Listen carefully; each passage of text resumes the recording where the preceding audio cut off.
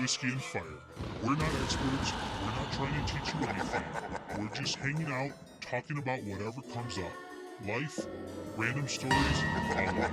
And yeah, every episode we try a new bottle of whiskey, sip on it while we chat, and then totally pretend we know how to rate it at the end. It's laid back, it's real, but it's always a good time. So grab a drink and hang out with us. That's right. It's not just you hanging out with us. It's spirits. Ooh. And not just the good spirits, the tasty spirits, the other kind. Because why? This is a special episode for Dia de los Muertos. Muertos. Dia de los Muertos. Yes. You questioned Yeah. it. But I was like, wait, did I say that right? because if there's something weird in the neighborhood, who are you going to call? Loren. We have Loren, which some of you might know as Mystic Chick. Loren, welcome. Hi, happy to be here. Love the intro. Nice and spooky. Yes. Loren is a Ghostbuster. I would say more a ghost therapist. Okay. A necrotherapist. Okay. But you are, so as I guess, I don't know, we call it like a medium. Psychic medium. Yeah. Okay. You have a lot of questions on that part because Sharon Bono Fabiano. Was that you? It's me, sorry. We need the movie theater intro. I know. Please silence your cell phones. I did. I don't know why that went on. Uh-huh. It's the spirits. They're trying to reach out. They're saying they're at your door. They're knocking. So yeah, very excited to have you because we actually brought you up on. So yeah, okay. So I guess let's rewind a little bit first, right? So how did we meet again? I was going back and forth on this. Okay. It was through Joe Diamond, right? Yes. So it was. I like haunted stories and all that kind of stuff. And it was a couple of years ago. I wanted to do like a haunted McHenry County video and basically like all the hot spots that we all kind of know of. And I wanted to go film these locations, but then have like a story. And at the time it was, I knew Joe Diamond for such a long time and I reached out to him, but he's too big for us little people now. And he's like, I can't do this now, but I know somebody who would probably like to do this. And that's how we met up. Yeah. Yeah. That was so fun. It was. So basically we went around McHenry County, cemeteries, haunted houses, locations. And yeah, I filmed all these cool videos of all the walkthroughs of these places. And then Loren did the whole voiceover. You did the history of them and everything like that. So that was really fun. That was so special. I loved it so much. Yeah. That is when you guys met. I feel like that wasn't. How long ago was that? 23. Okay, so right? 2 years about. I think so. Yeah, because and then from that, then you started doing the paranormal tours, and then that's when I helped her do that. Yeah. We did the video. We did a walkthrough with her. We did that her first one. Yeah. We were there, and then, so yeah, basically from there, you became a Joe Diamond. You got too big, and you forgot about us little people. No, but yeah, we just got busy, and then it just kind of disappeared for a little bit, right? But we were doing the Halloween podcast, and then you kind of came up because we were talking oh, it'd be so cool if we had Loren on here because she the whole spirit thing and everything. It'd be so cool just to have her on here. And then the funny thing is, the very next day, I had a meeting with the park district. Right. Again, it's been I would probably say about a year since we've talked or anything like that. Yeah. And literally the very next day after we talked about her, I go to the park district, I walk in, and who pops out behind the desk? Loren. Like a hobbit. Yeah. And so it was crazy. I'm like, there's no way. We literally were just talking about you yesterday, and here you are. And then we went to dinner. What was Tuesday or something like that, a couple of days ago? A few days ago, yeah. Yeah, and then we're like, should do the podcast. And she's like, okay. And so now, so she's here. It's fate. Yeah. It really is. I think so. I mean, what are the chances of that happening at that exact time and place? Yeah. Yeah. Yeah. And then Mother Sharon Bono Fabiano is here because she's so interested. She is. She's excited. She's like, who is Very it? excited. Yeah, because I told you briefly about her, and you're like, who is she? I need to know. I'm like, well, you got to come on the podcast because then you can meet her and you can talk to her. I did see the videos though when he did them with you. Yeah, They're really cool. that was really cool. Yeah. Krista went on one of them. You went to did. one of the cemeteries. Yeah. The one with the orphanage, right? Well, that was that one, right, Lauren? The Oakland. The one in Did you go to Woodstock. Oakland? The Woodstock it was one. Woodstock. That was Oakland. Okay. Were you there for that one or? Yeah, she was there Okay. for that one. That's one with the crosses and the children. Or, Yeah. That was the only one I think. Yeah, yeah. And then we have a creepy guest in the background, which is Normal Wheels. She too decided to tag along like a little unwanted spirit over here in the corner. Oh, not true. So she's gonna have to share the mic with Mother Sharon. She wants to talk, but she's also very excited to meet Lauren. That's why she was like, "Yeah, I want to be here too." So yeah, so you have a lot of fans in this room. Oh my gosh. Well, and something that I talk about on my paranormal tours is that anybody, like every group is special. And so there's like an energy and like things that we're all supposed to learn from each other. And like something brings us all together, this particular group for this particular day. And it just is like, so I'm very excited to see what comes out of this. Yeah, I think that's kind of the idea of this. That's why I'm like, I have so many questions. Sharon's got questions. Krista's got one question. I do. I don't What are we drinking? That's always my question. Oh, yeah. So normally we'll do the normal one part of this. So usually this is the segment of and then usually Krista whips out the bottle, tells us the facts. I do. But we decided that That was my whip sound. I can't make sound effects. we decided for this episode to keep it under the whole like spirits, and we talked about this, right? And I told Lauren, like, how about you go pick out a bottle? And she's asking like, what should I'm like, no, just walk in, whatever calls to you, grab it, and then bring it in. Don't show us what it is. So we still don't know what it is. It's in the bag next to her. And I'm so excited. And I kind of want her take onto like why she picked it. So cool. So Okay. yeah, let's whip it out. All right. Can I just give a caveat? before Yeah. Do what you want. Yeah. Okay. So it's extremely fitting for today. But also, I just want to say that part of being a psychic is that sometimes I absorb other people's thoughts and other people's like intentions and things they've done and whatever. So I'm really hoping that this is something new and not something that I've channeled that you guys have already had. That is like my only worry, because I've been doing that a lot lately where I think that I'm like supposed to do something and then it turns out it's somebody else's business. And I'm like, darn it. It's been happening so much lately. So, Okay. Ooh, I'm Just curious. put- I that will out say there. this, just when you handed me the bottle, like I said, you handed it to me, but I'm like, I'm not going to look at it. Mm-hmm.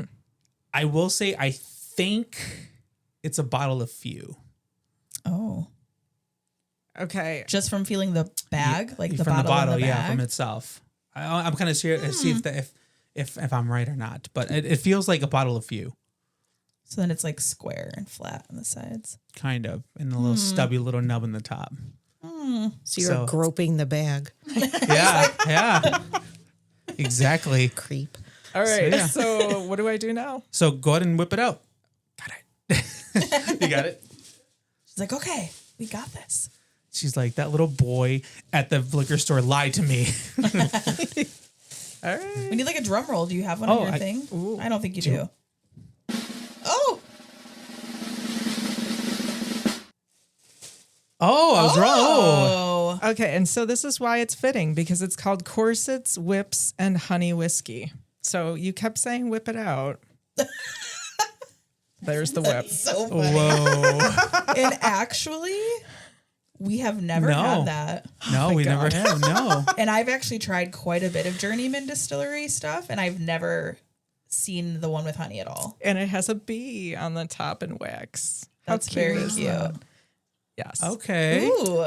So I like this. All right. Yeah. So I actually I don't how PG is this?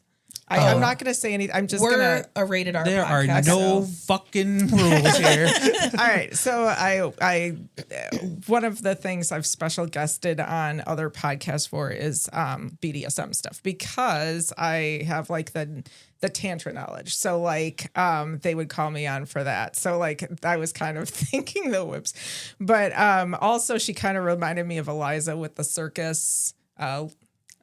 Eliza Ringling, Lou Ringling. But the biggest thing was the bee because I had just gone to Forest Home Cemetery and Arboretum, and they have their own apiary and they make their own honey, and I bought some. Shout out to Silent City Honey, but that was it was the bee and the honey because there's honey in this, and it kind of channels those spirits. So. That's Very cool. cool. Okay, so I guess my question is, or Krista, do you want it so you can? Do you want? I mean, So you have this- to open it too, so you get to This pour is it. a special bottle. So Journeyman Distillery, they do make a Corset Whips whiskey, but the honey is what makes that one unique because that is not like their normal bottle that they make. How fun. All right. So that's super cool. So yeah. interesting.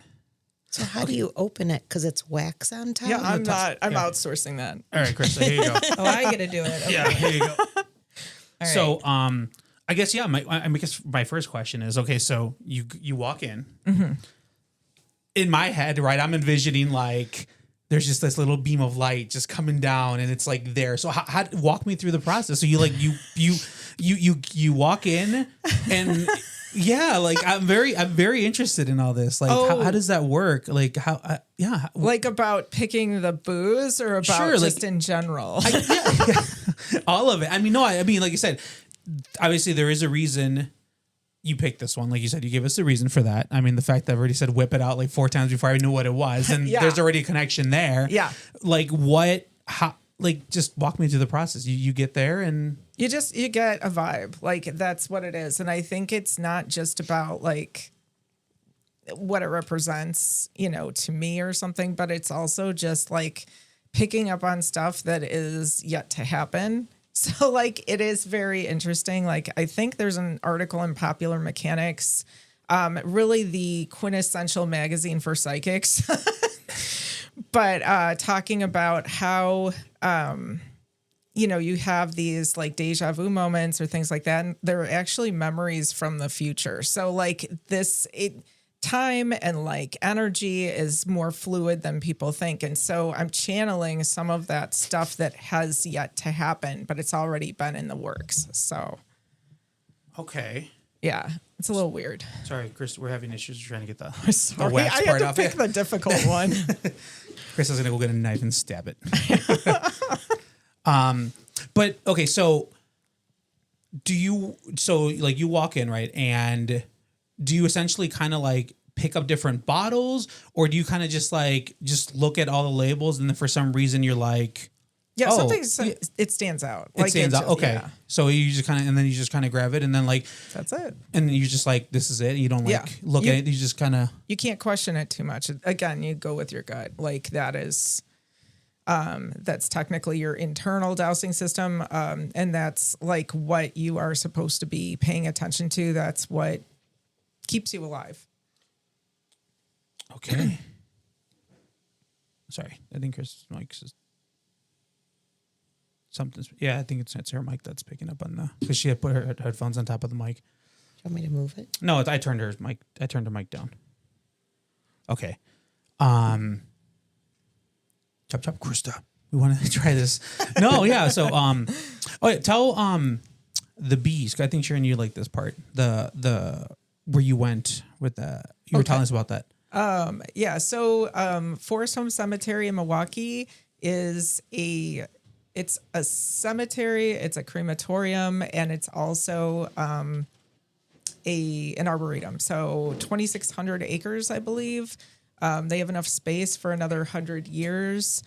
I think they redid their crematorium But the one when I was there, it was for Doors Open Milwaukee. It's like a 1 day a year thing where you get to go into places where the public isn't normally allowed. So I was able to see the old crematorium that is no longer functional, but they used that for, I believe, at least 100 years. And it was really, really fascinating. But just a really amazing place. And yeah, because of the Arboretum, they also have the bees. And that is making the honey is like one of the ways that they sell the honey to make money to help rehab everything, like all the old buildings and things like that. And what was the name of the bee place? Well, it's Forest Home Cemetery, but their brand is Silent City. That's Silent City. That's such a cool name. And they have a book that came out called Silent City. So I'm still not clear if that's like another reference to the cemetery. But yeah, it's amazing. A very impressive place. So this is a newer bottle because this is batch 1. It is? It's batch. Oh, sorry. Hold on. There you go. It's batch 1, bottle 2307. But it is batch 1. Ooh. That's why I'm honestly, I like Googled it to try and find it, and I'm not getting facts about it. Only the original, like the one without the honey. Yeah. Sharon, I think you need to try this, though, because it's... I want to smell it. It smells like honey. All right. Let's do the initial little taste of this. Ooh, wait. Oh, okay. Not yet, I guess. Okay, I did actually get some facts. So this is Michigan grown wheat that's used. At least it's not Indiana. Perfect. But it's infused with pure Michigan honey from Great Lakes Bee Co. 70 proof, so probably not going to be like some of the ones we've made you try. Burning? Yeah. And the name plays on the buildings. Like burning. The name plays on the building's history, a corset and buggy whip factory. Three Oaks, Michigan is where it's from. Oh. And look at that. Benny's is across the street from Three Oaks. Oh my gosh. Okay, so wait. Oh, that is true. That's amazing. In the corset and buggy whip factory, like, did they give any like ages on that? Let me see.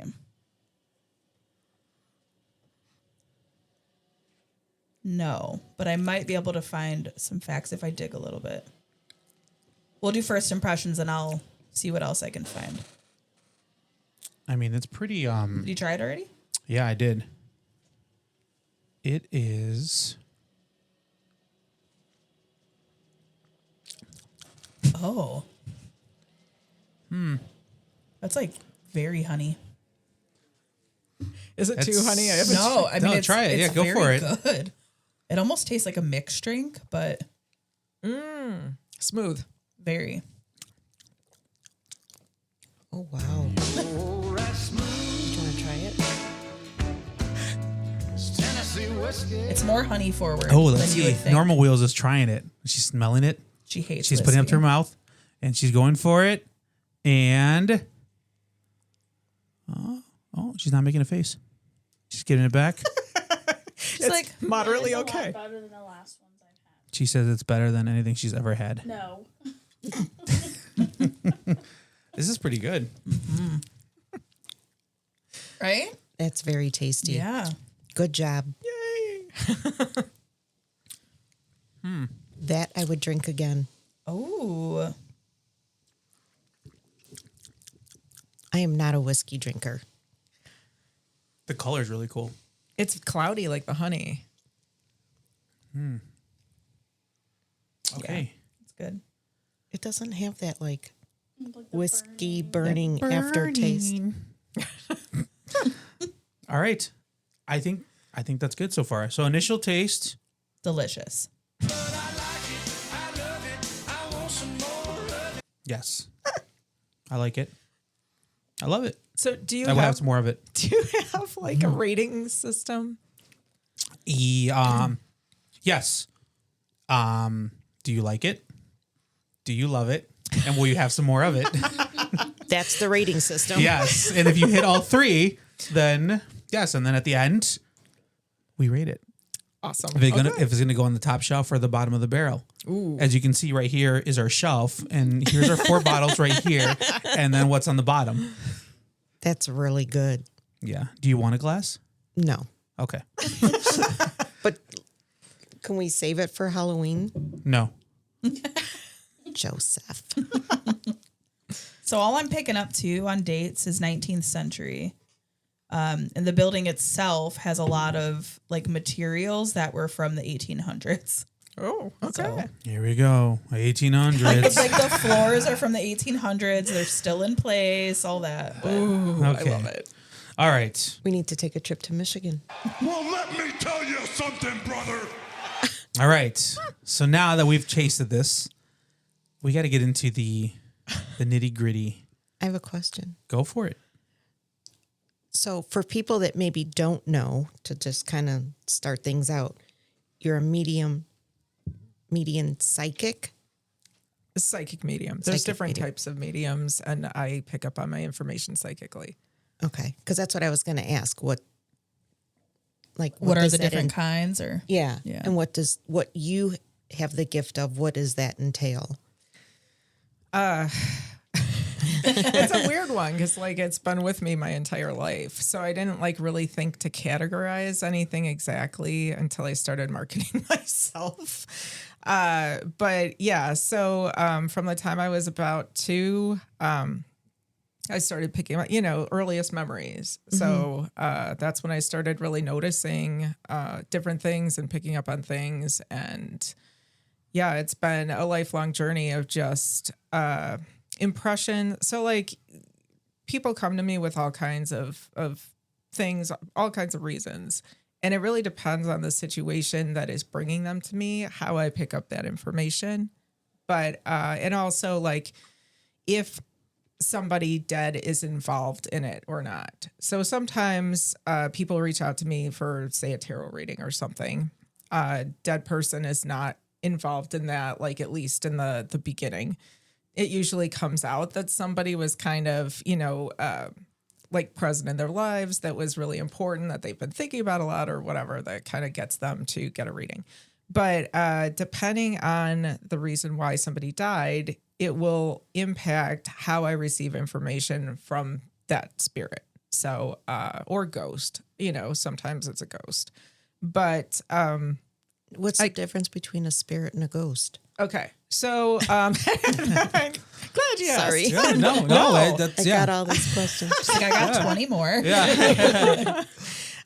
So a spirit is somebody who's died and they've crossed over into the light. Okay. They've gone to the other side and, they're on their way to doing other bigger and better things. A ghost is somebody who has died, has not gone into the light. They are still fully human in their thinking and their connection to the earth. And so they are bound to a person, place, or thing.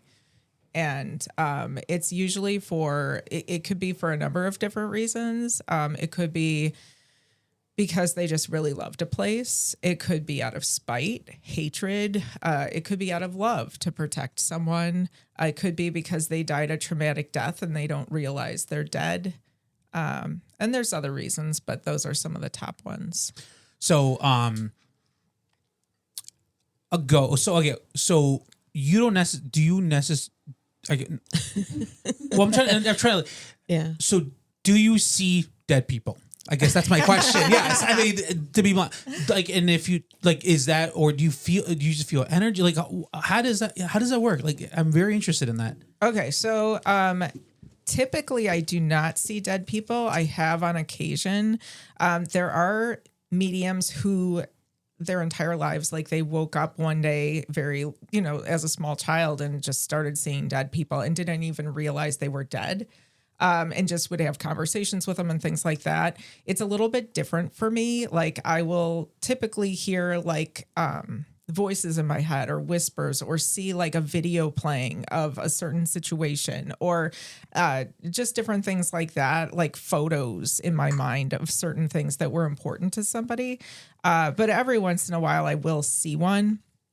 And either the energy of that person is just like super compatible with me in some way, or I am out of balance, like physically or emotionally or things like that, because that is something that can cause people who are especially more psychically open to start seeing ghosts, is that kind of out of balance feeling. So, maybe you're sick with something, maybe you've been exposed to like in my case previously, carbon monoxide, but different things that kind of like allow you to like open some doorways that are normally shut for you. So okay, so you said you really don't see a lot of ghosts, but you've seen a few. Okay, so again, my vision of a ghost is like what's been portrayed with what I've seen like on TV, and that is that what they look like? Is it like they're floating? They're all white? What do they look? I mean, do they literally look like a normal person? I mean, what is it? What do they normally look like? I guess. To me, they're more shadows. Okay. And like you can kind of like sift out from the shadow that, like what's important to them or what they're doing. So like, it's like a very like oddly clear, like haze, like the black foggy person. Like, I don't know how else to put it. That's how it appears to me. Different people can see like full on details. Sometimes they just look like a real person, it really depends on the person and the situation. So do these ghosts, are they kind of like always around and they're just trying to find someone with your ability? Is it one of those things where it's like, are they literally walking around to every person to like me or like anyone at any time? And yeah, like trying to get your attention. And obviously if you don't have that gift or you're not, you I don't know, you don't sense that, they move on to the next person until someone responds to them and like, oh, there she is. Like, you see me, like, kind of like how they do in the movies. Like, that's how I've always seen it, as far as like they're walking around until someone's like, hey, you saw me. Why are you looking at me? You saw me. And then you're like, no, I didn't. Yeah. But you're talking to me. And so like, is that kind of how help them cross over? Yeah. Like, are they literally looking for someone to talk to find out what's going on? And is it kind of like that's where you step in to like help them find that closure so they can move on? Or is it mostly that they're here and they don't want to leave? Or, well, yeah, I mean, I don't. So it could be all those reasons. Okay. So, and again, so just because I don't always see them doesn't mean that I don't know that they're there. So like, they do things, they make people do things, or they make, like music plays, different types of songs, or they'll make different like machines turn on and off, or they'll make the dowsing rods go in a certain direction or point towards a certain person. So there was a situation when I was at the Dole. There was this woman who had burned alive in the cemetery next to the Dole mansion. And years ago, that land had been part of the Dole land. So technically she could go in and out. It was still, even though she was a ghost and outside, she wasn't really outside when you think about the fact that that land had still been owned by the Doles, years ago. So she was like trying to find her, like try to be like vindicated. Okay. Like she was trying to get justice. And she wasn't going to leave until she got that justice. That was her closure. I couldn't, and I did actually spend some time with her in the cemetery, like trying to get her to understand, like, hey, you're dead. Like, it's time to move on. And she very clear, made it clear that she's not ready to do that. So like one of the times, I took a group through the mansion, she was there. Like there were certain signs where you could tell she was there. People would get a little bit more upset. They would, talk about how they couldn't breathe. Feel really angry all of a sudden. Like there were weird things that like cued me in to know like she was there. But the dowsing rods kept pointing, this one woman's dowsing rods kept pointing to me. No matter where I walked, no matter what room we were in, this one particular woman's dowsing rods kept pointing to me. And so like 2/3 of the way through the home, like it turns out that the woman who was holding the dowsing rods was a homicide detective. And she was trying to get that woman's attention because she thought maybe she could help her with her situation. Now, when I talked to this woman, she's like, oh, well, I am a homicide detective, but like I do it, like, I don't even know what suburb. It was a ways away. But she did then say that she lived like 2 blocks from the Dole. So that's why she connected to her. But there was nothing that was going to be done until she got the justice she needed. So she was kind of bound here until then. So again, it's like, what does the ghost need if there's closure? There's a lot of ghosts there's different types of ghosts. So some types of ghosts are in a loop, a time loop. They're not there for closure. They're stuck. And so, I mean, like, it really depends on the type of ghost, and it depends on the people. So like, there are people who can see ghosts, and then there are people who are just at a vibrational level at that time in their lives where they're picking up on them. So that's where you have a house where there's a husband and wife, and the guy's like, I don't know why she keeps talking about ghosts now. I don't see anything. This house is fine. It's because something is going on with the other person. And so, yeah. Do you know or think that everyone has the ability to see ghosts? It just comes down to, like, I don't know. Like if they're open to it. Maybe, I guess, I guess it's one of those things where it's like, they always say, like, as a child, because, you're not like, you're so more open to these things that everyone can, but you just lose that ability because, you grow up, or you're not in tune with that kind of aspect of it. Or is it something that literally is just something that only certain people can do that? Well, it is like, it's an innate skill to be able to work with the dead, to communicate with ghosts and spirits. It's going to come out differently for everybody, and some may see them, some may never see them, but they can still work with them in different ways because the energy is, there's just a lot of different ways to connect with that energy. So, dowsing rods and pendulums are 2 really good ways to connect with that energy. And it opens up kind of gateways inside people. So like, then they may have other abilities come out over time because those kind of gateways are like freed up a little bit. So is there ever a time someone like wants to come see you that you can't make any connection? Well, okay. So it's an interesting thing. So when I have people book appointments, I book them out like a week or 2 at least. I usually don't do I've done emergency appointments. They're really, I don't prefer them, but like sometimes it has to be that way. And it's definitely a little bit rougher, but I usually have the person book the appointment, and then I sit with the person who's crossed over, and I do a reading for them before I even meet with the person. So I've already kind of established a connection, and I have some things to like report back to the person.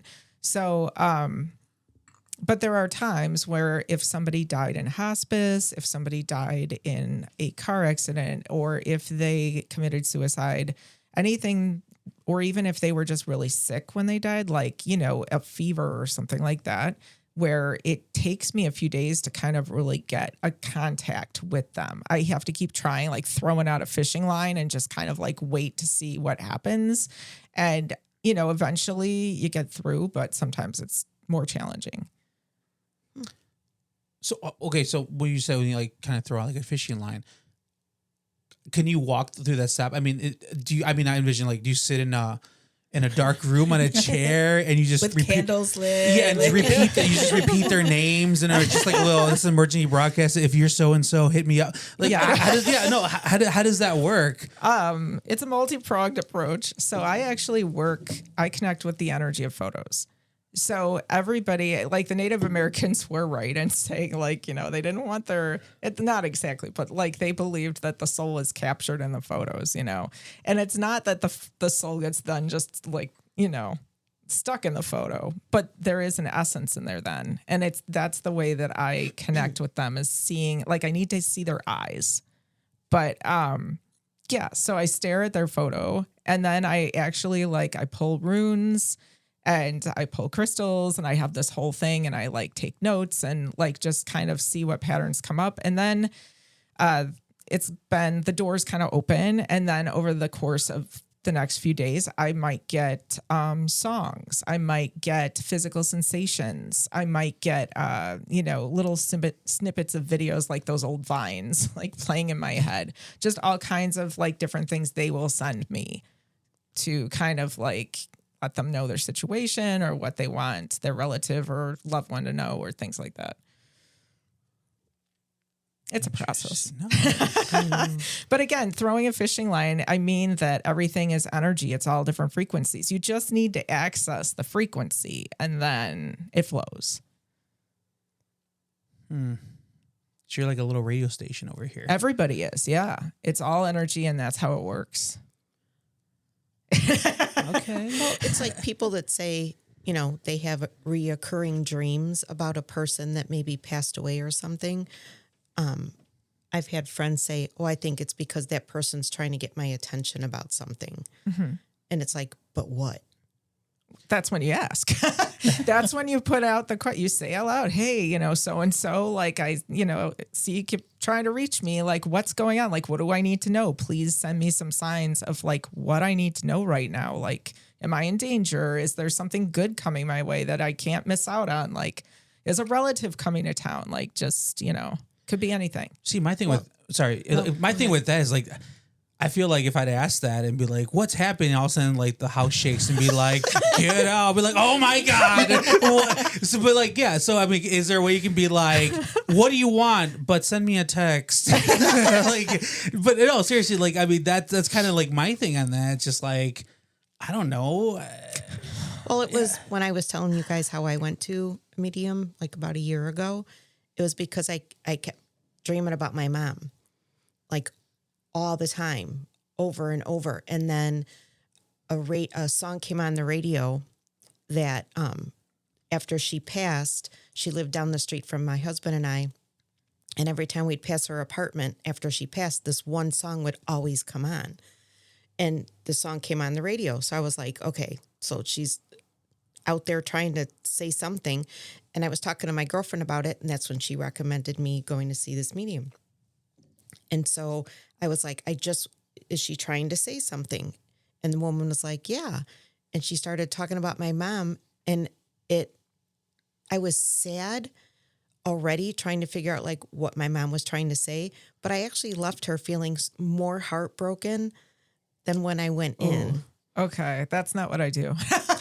But it was like, but that was I felt like it was on me. It wasn't like anything that she did. I felt like she was telling me a truth, but it was just the way, it was that my mom was trying to say to me that she was sorry that she wasn't the mom I deserved to have. That's a hard one. And it's really hard because I never thought my mom was like that.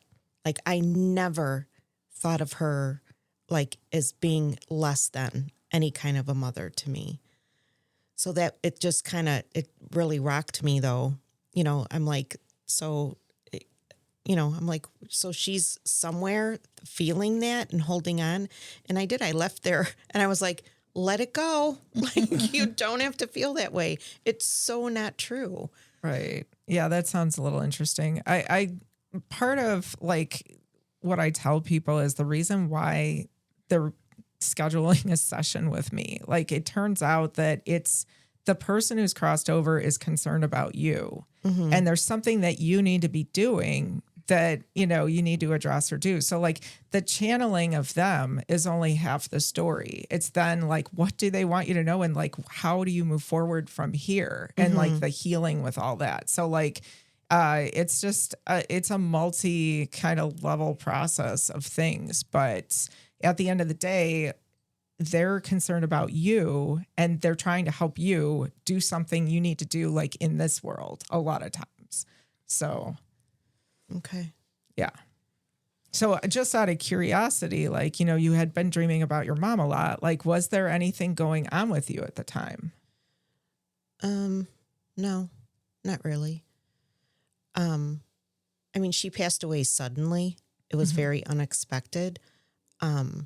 I mean, we were literally with her 24 hours before. And her death was, I mean, it was traumatizing for all of us, siblings and like grandkids and stuff like that. But with her passing, I think what I was angry. I was like really angry. And I think the biggest thing was I was always hoping she knew that I just loved her so much, because Okay. I was a real shit growing up in my teenage years. And I heard some stories from you, Sharon. You told me some, and I'm like, what? Not Mother Sharon. my parents were separated, and I really put her through some hell.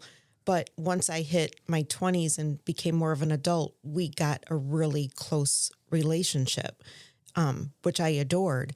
But, I carried that she went through a lot in her life with my dad, and she was finally in a happy place for about 6 weeks, and she got her own apartment. First time she's ever lived alone in her entire life. She was 72 years old, and the first time she'd ever lived alone. But she was doing so good, and I was so happy for her. But, 6 weeks in her own place. She can come and go as she wanted. She didn't have to answer to my dad. She didn't have to worry about coming home and dealing with him and his moods and attitude and whatever. She was in such a good place. So I was angry that she got taken away from all of us. So I still carry that. And it's been 24 years. So part of me was thinking like, I have my ups and downs like everybody does with their emotions and stuff they go through in life. So I was kind of thinking maybe I don't remember exactly, but I'm thinking maybe I was just at one of those points where I was hitting low again, and maybe she was trying to bring me back up. But with that woman saying, she just wants me to know she's sorry, I'm like, we've never had that kind of conversation. My mom and I never, ever had that conversation. Yeah, that's an interesting. Honestly don't. That wasn't like anything that I'd picked up on. So, but I think that again, like it seems like she was coming back for you because you didn't have the closure, and you were beating yourself up and punishing yourself for, like that. I don't know how you worded it, but you were like kind of talking about like how you were when you were a kid and like how much grief you gave her. And like when she passed, like what would you have wanted her to know before she passed? Like, was there something that you wanted to say to her or make sure she knew, or? Just to know that I loved her and I was sorry for anything I ever, being a kid, but I still wanted her to know I loved her. She passed in June, and she actually passed on Father's Day. And the Mother's Day the month before for Mother's Day, I gave her, or she gave me a card, and I still have it. And basically in it, she hand wrote in there that she could have never been more proud of me and the woman I became and the mom that I was. And at the time of that, I was divorced. I was remarried. So it meant a lot, that she gave me that card.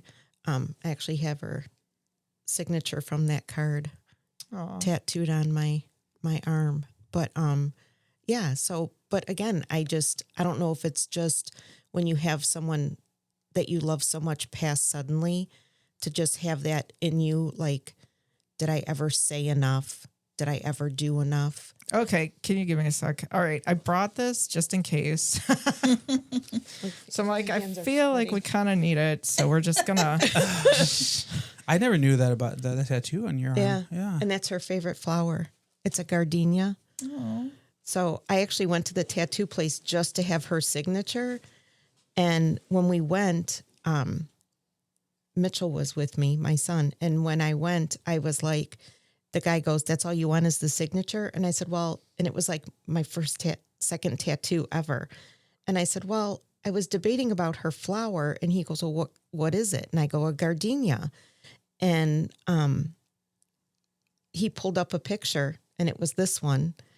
And he goes, let me draw it for you. He drew it and put it on my arm. And I'm like, that's it. That's exactly what.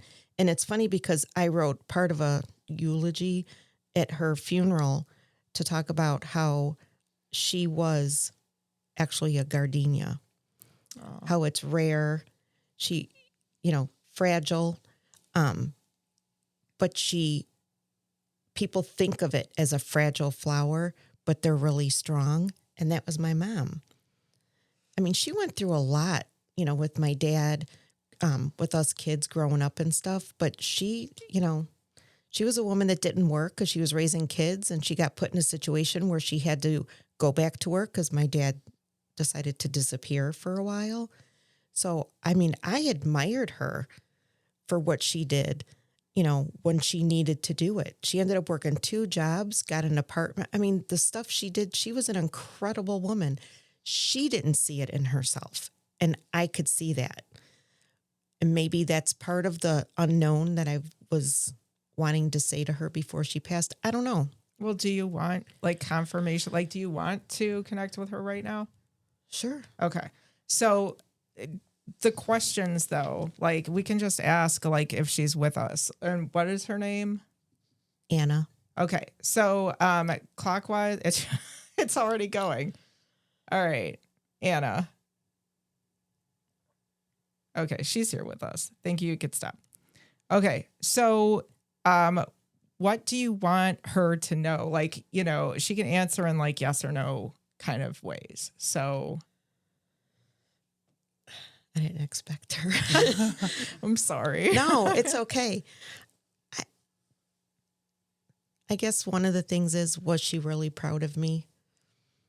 Okay. That seems to be an easy one. But Yeah. give it a second. She's picking up steam. Ooh. There's a slight wobble to this one. So sometimes when there's a little bit of a wobble, there's a little bit of extra mystery in there. She's like, maybe. Well, I was going to say, there's probably some things that she's not so proud of that I did. And there's some other things that she probably was. So, Yeah. Did she have an opinion on anything specifically that she wasn't completely fond of? Thank you. You could stop. I wouldn't, I can't. I'll cover my ears. Not to, yeah. No. I can't say 100% if I know how she truly felt. And they know. I don't know how much Katie knows, but Katie, step out. I put up a baby up for adoption. Okay. And he's came back into my life 2 years ago.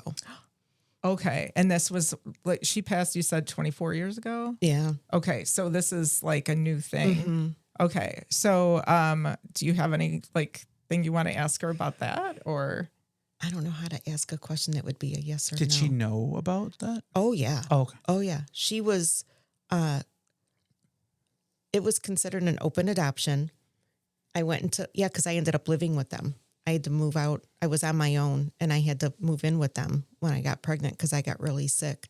So they would drive, I lived out in McHenry, and they would drive me, my mom would drive me to my doctor's appointments back in Elk Grove at the hospital and stuff. So no, her and my dad were there during delivery and everything. So, yeah, because okay, that explains the wobble then, I think. Yeah, but they were supportive during that time. I mean, when he was born, I didn't even know till later, but that they went and saw him in the nursery and stuff. But the one time she came to see me, and I had the baby in the room, and he wouldn't take a bottle, and she was like, "Do you want me to help?" And I said, "Yeah," and she held him.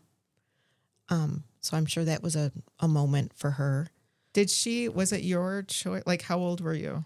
Yeah, it was my choice. I was old enough to. Okay. Yeah. And did she have opinions you should keep it, we could help you, things like that, or not really? It was a huge family debate. Okay, got it. Yeah. I have 4 older brothers. They were all 100% against it. Mm-hmm. But how dare I even get myself in that situation. And my parents, I mean, they were of age. They didn't need to take on that responsibility.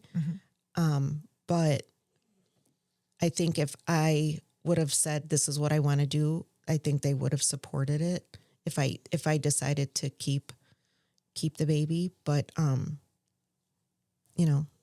I figured I wasn't working. I'm living with my parents, sleeping on a couch. What kind of life is that for him? And he turned out great. I mean, he's a successful young man and he's got his own family right now. So he reached out 2 years ago and things have been good. So, and I think that's right around, like I said, about a year ago is right around the time where I hadn't met him yet. But we were like texting and stuff. And it was just a lot of that in my life. I had recently gone through a major surgery and then Mom was, So that's when you were having the recurring dreams with all that going on? Okay. So that makes sense as to why she was reaching out, just to like let you know that she was there and had your back and was watching over you. So do you want to confirm that? Is that the reason, Anna? Her name was Anna, right? Yeah, that's a big yes. So yeah, if there's anything else though, because she's definitely here with you right now, and it's not just thank you. I know. Mary's like, is that for me? It's obviously not just right now. I mean, she's been with you, but like you can talk to her. She's actually closer than you think. Like she's very tuned into you, and she really like cares about what's going on. So like, just reach out to her, just to ask her, talk to her. Well, and I think part of it too, like I said, I always thought she was just the strongest woman.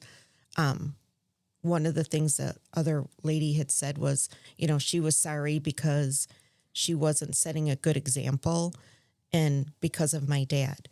I mean, my dad was not physically abusive, but he was verbally and mentally abusive to her so bad. A little bit to me. I mean, I think I handled it better than she did, but I think that's why when that other woman said, that she's sorry she didn't set a good example, it was an example. I took it that it was an example because I learned from her, I'm not going to be like that. Right. And I didn't take that in a negative way, Okay. Can I just ask one thing? This is for my own questioning, but like, do you want to confirm if what that other person told you was actually what she was like feeling or not? 100%. Because it might help alleviate your just overall. Okay. So, what did she say again? She said that, and it was actually my mom and my grandma, Okay. my mom's mom that were there. But she said that my mom was saying that she's sorry that she didn't set a good example for me as I was growing up. Okay. So we'll just give it a minute.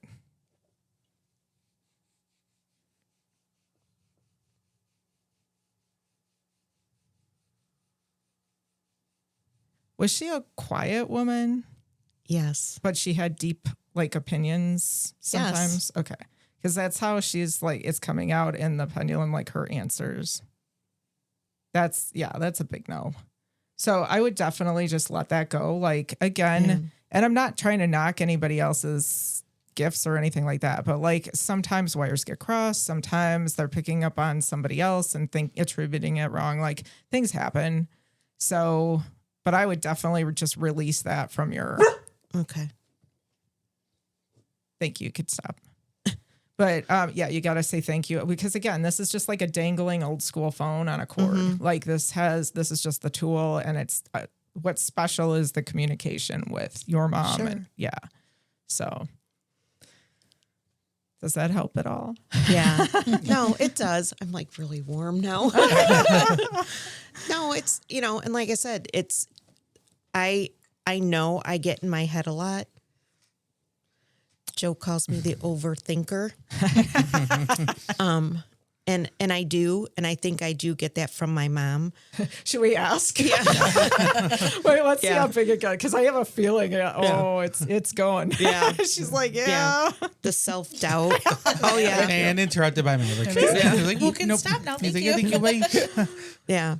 No, and I know it, and like I said, I feel like I am a lot like my mom in the fact that, again, with the relationship she had with my dad, she never felt like she was enough. And she was with him since she was 18. And she did take a lot from how he treated her and stuff. But I think a lot of it was how she was raised. You got to stay with that person. You married them, that kind of stuff. But, and I think that's some of where my self-doubt comes from, even to this day, of thinking, why am I not enough for something or someone? Okay. Just look at that. She's like, no, you are enough. Stop that. Okay. Yeah. So this is her like tiny little gentle slap in the face Yeah. of stop thinking that way. I mean, she feels very strongly about it, but I think that is like the reason, like the deepest reason why she's been so kind of around you is that she just wants you to start owning your own like self-love and like just like putting yourself first for once, like caring that, like you matter, you make a difference in this world just like everybody else, and just like own it, just like, because that's a gift to her. If you can do that for yourself, you will be healing, a lot of things. And I know it's hard. It's always the hardest thing. It's always the thing that you don't want to face the most. That's what's going to be the most healing. It makes sense. But she's with you. So like, if you ever sit there and question yourself, know your mom has your back and just do it. Just go for it, because it's too, you have too much to give and you're like cutting yourself off. Like you're preventing, if you don't let your whole light shine, you can't help as many people. You can't be the person you're meant to be and service to others. It's just the world today, though, is so like mean, Abrasive. You don't say. It's like, I mean, being at the animal shelter, it's like it should be the happiest place ever. And I try to be me. Now I feel like I'm in a therapy session. So how does that make you feel, Sharon? Tell me more. But, and then you try to be yourself, and it's just never enough. But that's the kind of like inner critic. That's like all of the negative, stuff saying you're never enough. But like, that's not the reality. So Right. that's what you need to let go of and release. And that's what your mom can help you with. I would definitely like what I kind of talk to people about that seems to be helpful is it's going to be silly, but it's like this little light bubble like around you. And it's like your shield of protection. But whenever you feel like the world is too much or too spiky or mean or whatever, put it up 1,000,000 times a day. It's your little bubble of light, but you can change the color, just like all the colors on the switchboard. Mm-hmm. And you can put a color around you that you think will help like boost you the most. They're like little supplement boosts or whatever. But like if the world's really spiky, put like light pink around you, like that soft pink heart energy, because it'll be a nice little buffer and nothing like icky then can get through that. And you can just be you. But like, don't ever like wait for that affirmation from others, because you're not going to get it. You have to just believe in yourself enough. And that's why your mom is there. Like she will be with you every step of the way. And I do believe also that like when parents cross over, especially, they have an even stronger bond with you, and it's just a much closer relationship, and they can help you more sometimes after they've crossed over, because they have access to so much more information. Mm-hmm. And so just let her support you. Just like, envision. I just put it out. It's a Substack post. It's called Death Without Closure, but I have a YouTube video that you might want to check out it's called Visit with a Loved One, a Lost Loved One. And it's just a quick like guided visualization of like how to connect with that person. And then you can like go back to that special place anytime you want and have that moment. And every time you do that, it strengthens that connection. And there's a bunch of other things you can do to kind of like open that line of communication and figure out like exactly what her language is. Is it songs? Is it animals? Is it numbers? Like, what is it to know when she is connecting with you? And it could be really powerful. Oh, she hated animals. Okay. And now my house And is that filled is- with them. I was gonna say that's like your whole life. Oh, yeah. That's that where the is so disappointment my- comes from. Yeah. I shouldn't say hate. She was scared. She was very, very fearful. So that's why, I mean, at one point we had, when my son and his girlfriend lived with us, they were in the basement, finished basement, and they had 6 cats. And then we had our 4 dogs upstairs. And I would laugh and go, oh my gosh, my mom's rolling over in her grave right now because she's like, what the hell? And then, of course, you know, our parents always have a certain name or way they would say her name. So whenever I was in trouble, it was like, Sharon Ann? I'm like, oh, okay, Mom. You know. So Well, I do have a question though. Ooh. I want to know if Mother Teresa is mad that she got knocked off her sainthood for Sharon Bonofabiano because we crowned Sharon Mother That's a fat Sharon. no. Oh, Oh, look at that. yeah. Oh my God, we've channeled Mother Teresa because yeah. into Oh, she's mad now. waste your time. Oh my God. Okay. Thank you. Thank you for weighing in, Mother Teresa. All right. that was a big spin. Yeah. Don't mess with her. Oh, 'cause, yeah, I voted that she can no longer be the sainthood, and Sharon took her spot as Mother Sharon, the patron saint of puppies. Yeah, the patron saint of puppies. So it's Yes. not really like a Mother Teresa. Oh no, it's because you do better jobs than Mother Teresa did. You do what you do with puppies. Okay, wait. You're really upsetting the spirits. Yeah. I mean, and also Saint Joseph, or not Saint Joseph, Saint Francis. Yeah. Yeah. Francis of Assisi. Sorry. Getting my saints oh my gosh, I'm never going through the pearly gates. You'll be like, no. So like so is Sharon's mom a ghost or a spirit? She's a spirit. So as We can confirm okay, this, oh. but yeah. She's definitely a spirit. So as a spirit, spirits have crossed over, and that Thank you. means that they can communicate with the living at any time that they want. Yes. And a ghost is someone who's here. Either they don't know that they've died or they have unfinished business. And essentially, once they cross over, then they have the choice of essentially coming back and like talking to people, or they can just be like, peace. Right. I- It depends on the person, but also like as a ghost, it depends on, so say you have this is one of the funniest. A grandma will pass. She had silver, and the family says, you know, we're going to divide up the silver and we're going to give each people like, you know, a couple sets of silverware and just, you know, for grandma. But grandma was really attached to that silver. So she actually haunted the silver. So like anybody in possession of some of the silver is going to be haunted by grandma. So grandma at that point is a ghost. And she's kind of spread out. Okay. So she's connecting and communicating with multiple people in multiple locations because she's bound to the silverware, not the house. Gotcha. Yeah. So in that sense, like ghosts can communicate. It's not just spirits that can communicate with the living. But again, it's a sense of awareness if the ghost is aware enough to communicate or not. Okay. There's a lot of layers. It's an onion. So I can ask if my dad, who passed, is a ghost or a spirit. I mean, you can. I feel like he's probably a spirit because he's giving spirit vibes and he's saying yes to spirit. But if you want to double check with ghosts, we can ask about that too. Thank you. You could stop. Was he he was definitely more of an expressive person? Like, was he louder or not? Yes. Okay. All right. So do you want to just confirm that he's not a ghost? Yes. Okay. So your father's name? Vince. Vince. Is Vince a ghost? He's not loving that question. wouldn't love anything I ask. Yeah.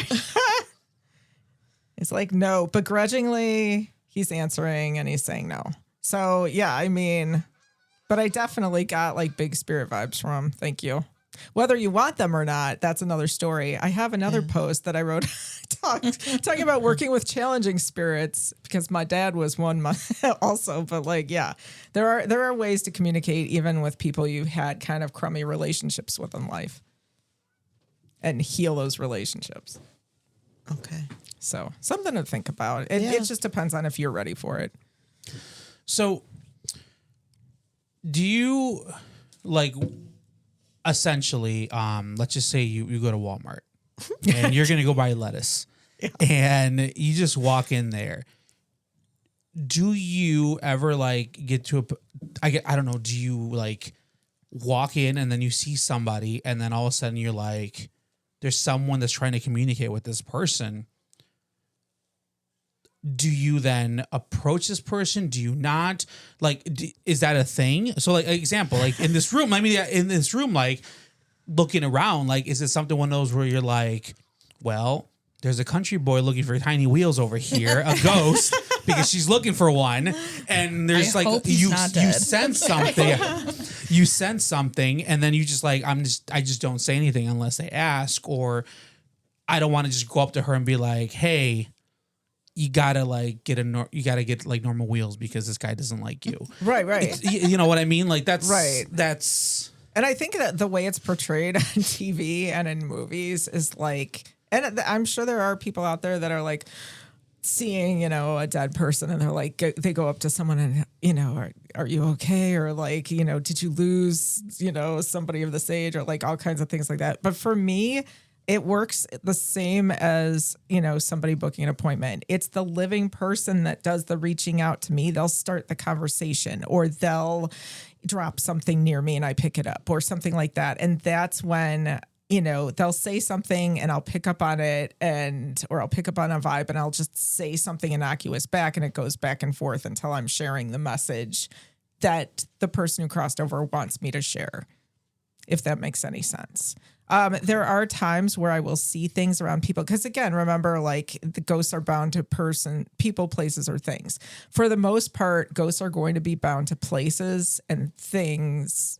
Like a person who's haunted, they usually don't look like they're doing too well. Okay, because that ghost is like really attached. So an example of that would be somebody who cheated on somebody in life. And then the person dies, the one that didn't do the cheating dies, okay? And they're really angry that person cheated. And so for the rest of their lives, they like haunt them. Well, they're going to make their lives kind of miserable and they're going to look kind of miserable and like distracted and, possibly depressed and things like that. Like it's not, it's kind of obvious. Things will go wrong in their lives. Because the ghost is like engineering things to like not go well. So they'll say the wrong thing on a job interview or they'll spill on themselves when it's like an important situation or things like that. Because they're being haunted by this vengeful spirit, vengeful ghost. So, yeah, but for the most part, so when somebody's out in Walmart, I mean, the chances of them having a ghost around them, unless the ghost was something that came from the land under the Walmart. okay. That could happen too. So, because remember, everything was built on something else. And a lot of these places were like Indian burial grounds and things like that. So you could have stuff from the 1800s coming up through. So speaking about the 1800s. Yes. Why is it that whenever you hear about ghosts or spirits or anything like that, it's always a ghost from like the 1800s? Where are the ghosts from the 2000s, the 90s? The 90s. Where are those ghosts? They're so underserved. So again, like the one at the Dole, the ghost at the Dole that was the most communicative was actually died in 1995. So they're out there, but it just seems to be that people are drawn to older locations. They have the belief that like stuff happened here. And like a lot of things are like marketed as, you know, this is the birthplace of someone, or this is where a murder happened, or this is, you know, where a ton of people died from typhoid, you know? And so it just happens that stuff, people are gravitating towards the older stuff. But again, also you take into account there was shorter life expectancies, there was a lot more disease, there were things from wars, like all kinds of things can play into that. But also like on the positive side. So like not everything's negative, like spiritual energy. Woodstock Square used to have like a healing spring. And it was like renowned for its healing properties. And years and years and years ago, like Native Americans would make journeys down like Route 14. Now, granted, the road wasn't there. Was there construction back then too? It was basically a mecca for like the healing spring. And then like hundreds of years later, like people were taking their sick, you know, relatives or whatever to this spring because it had like healing properties. So like there was a lot of positive energy in that space and a lot of people were drawn there. And so there's a lot of spirit energy there because of that. So it can work, you know, in different ways. So when someone has an appointment with you, is everything, or if someone has a question, it always has to be kind of like a yes or no answer? For the most part. I mean, there's usually like ways that, you know, we can kind of like structure the question to get an answer. You know, you can use things like Ouija boards, but like that's not usually what I use in a session. That's more like seance kind of stuff. Okay. Which I also do, but it's a totally different vibe. I'm very intrigued by that. I was gonna say, Krista, you really you've been listening a lot. Do you have any questions? Because I mean, I don't know. I don't know. I've never been involved in a seance. I think that would be interesting to do. What is a seance? So a seance, just like it's French for to sit. But basically it's like sitting with spirit energy. And there's a couple different ways you could do it. You could, the way that people think of the most, like from the movies and everything else, is like, you know, you're opening a portal. So and like Beetlejuice. Yeah. Well, Beetlejuice was a different thing because he had the book. And you said his name 3 times. No, but when they were like sitting, what was it? Oh, that guy, right? The guy that came, that friend or something that came in. No, They were doing like the dinner seance. The wedding part, when they had the bodies there and they're trying to bring the at the end, like towards the end of the movie. Yeah, towards the end of the movie. Yeah. The wedding, when the 2 like spirits that were caught, right? They were doing the whole wedding. They had their like the wedding gown, and then the spirits got like really old and oh, you know? yeah. kind of like that. You all sit around the table and hold hands, and like in the dark, like yeah, torture ghosts. No, yeah. So there's a couple ways to do it, but like one of them is like you don't know anybody. Okay, you're just reaching out to figure out who's there, you know, and like that happens. You know, a lot of times you could do that in like a place that's like, you know, pretty old, or like there's been a lot of activity, but you don't know like who's going to reach out. But there's another type of seance that I do that is actually like working with people to connect with people who've crossed over and then pass along messages in a group style instead of just one-on-one of things that these people who've crossed over need them to know. So those can be actually really, really cool. that's interesting. yeah.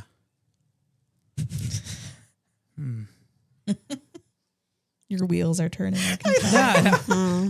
He's like, so when are we doing a group? Yeah, so we have a table downstairs. It's clear. We got to find Katie a boyfriend. That's the number Well, one mission. we're not gonna find that.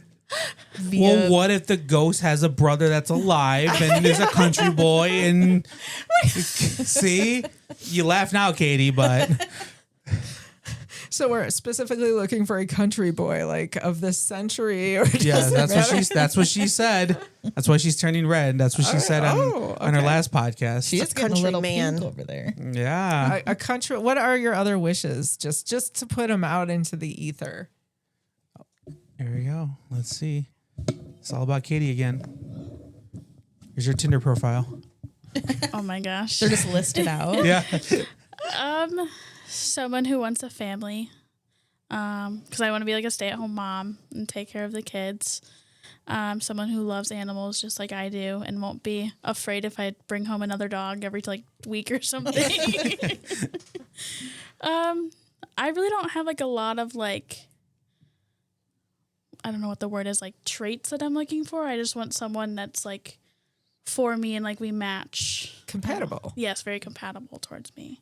Okay. Yes.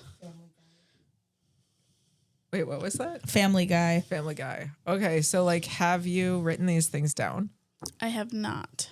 Okay, you should try doing that. Because I actually did a podcast series like years ago on how to manifest a lover. Ooh. There's a lot of tips and tricks, but it's all energy, right? So like some of it's feng shui energy, like what's going on in your living space. Like, are you like blocking love from coming in somehow? Like, what are you doing? Like, you're wearing all black, okay? Black is the color of grounding and protection, and it's usually to keep people at a distance. So, like, is there a reason for that? Well, I mean, like, I wear leggings most of the time anyway, so, I mean, that's always black. I just put a black sweatshirt on today just because it represented the Packers. The Green Bay Yeah. Packers. Yeah. And a But black you shirt, chose yeah. a black sweatshirt. but I'm just saying. I do have a white shirt on underneath. And what's on the white shirt? It is. Just like, Christmas. no, Lucky things? It's lucky things, right? Oh. yes. Like cherries, bow ties, a cow skull. 1776, freedom. Okay, but 1776 freedom. You bring up an interesting point. So I always do. What, freedom is not compatible with love. That means independence. So you really have to think about like the symbols that you have on your person, like the things that you're drawn to, like numbers, like all of those are different forms of energy, but they all, between freedom and all of the black, those are two things that are keeping things at bay. So I'm kind of curious, like why you feel the need to like psychically protect yourself. Have you been hurt before? Yes, I have. Okay. Was it in the last year? Yeah. Okay. Well, there you go. So you aren't over whatever it is. And this is what you're doing. So you're not going to manifest the love that you deserve until you're able to finally like let that go completely. So what I'd recommend for you is a cord cutting, because I think you guys are still real attached. A cord cutting? What is that? I mean, Ginger's got to go. Ginger's got to go, Katie. Who's Ginger? It was my ex-boyfriend. That she's like when she talks about Trying to anything, recanoodle. she's like Love. the one that got away. No, there's a So- reason. Okay, wait. Should we ask if? Okay, and I'm not even going to ask. There's somebody watching over you. They're going to answer this. They know more. Okay, Oh gosh. but I you, think I already know their answer. okay, we're just going to ask if you guys are like meant to be. Okay, can we do Her that? and Ginger? Yes. Okay.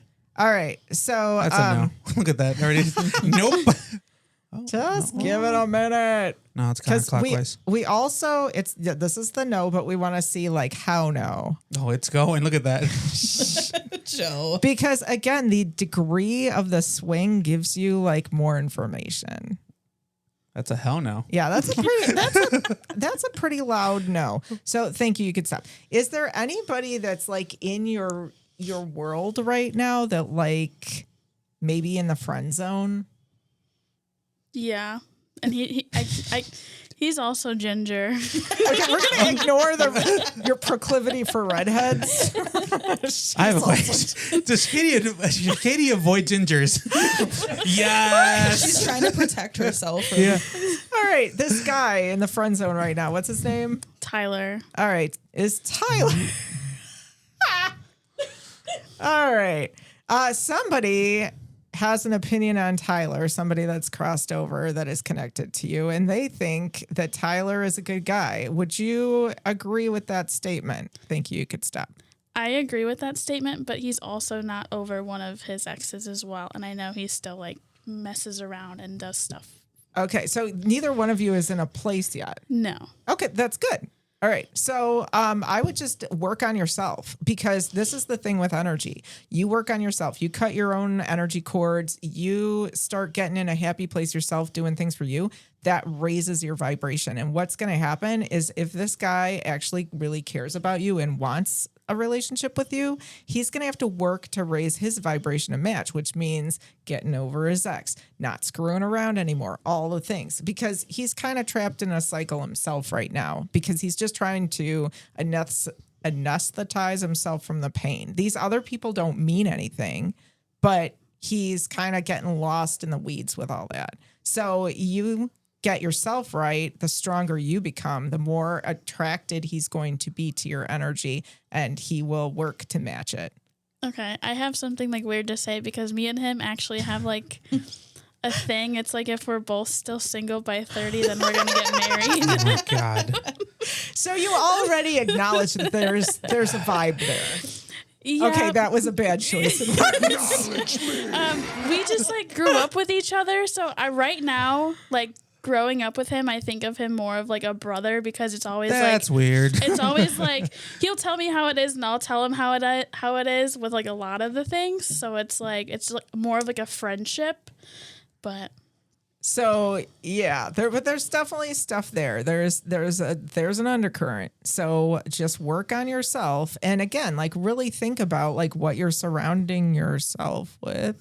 And sorry, I'm knocking the mic. And just kind of like put yourself in the best place for you. And that's when other things start to flow in. So again, there's a lot of tips and tricks on the Manifest Your Lover stuff. If I can like find some of it, I can maybe email it to you. Like, some of the stuff I went through in the show might be helpful.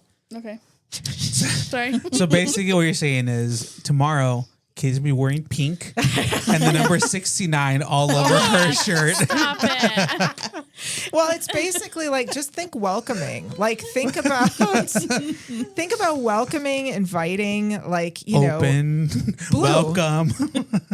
Blue is the color of communication. Like green is the color of the heart chakra and love and growth and abundance and fertility. Not to like really go there right now, but like, those are the colors when you're ready.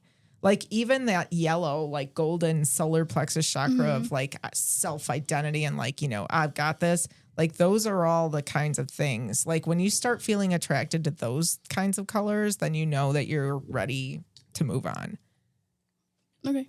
But So what you're not there saying? yet. So what you're saying is, like, if she's out somewhere and some guy's wearing the yellow, she should go throw herself at him and be like, "You're the right color." I mean, you're not a ginger, but you're wearing yellow. Get over here. Actually, I wouldn't go for a guy wearing yellow, because then he's probably overly self-confident, or he's working too hard on his self-esteem and he's like kind of low energy. But like, and just when cue yourself in, like when you start getting drawn to those higher chakra colors and wanting to surround yourself with those, then your energy's starting to flow. And but like red, root chakra, like all that. Even orange can be a very sexy color. Like when you're thinking spicy orange, that's the sacral chakra, and I don't have to tell you what happens there. But it's also about creativity. Okay. Sorry, this is fun. Like, the dating world is fun. It's a place that I have not been in a very long time, but that's why I'm like, like on the outside peering in through a window, not all creepy or anything. Speaking of creepy, Oh yes, do we want to switch gears maybe. to our book story? Yes. Ooh. Well, hold on. So, not to put you on the spot or anything like that, right? Okay. We have something. I don't know how much I should tell you. Okay. Can we just give you something? Okay. And This won't go wrong. and I'm just very interested just to like what your take on that is. Okay. And then we'll give the backstory on what it is and everything. They're all interested too, because we started telling, and I'm like, no, we're stopping. We're not gonna tell them anything. And then, yeah, go for it. Yeah. Okay. Well, I don't want to disrupt Hemi. Oh, So yeah. you Don't come disrupt the grab dogs. this. Yes. Oh gosh. He's a comfort dog. Okay.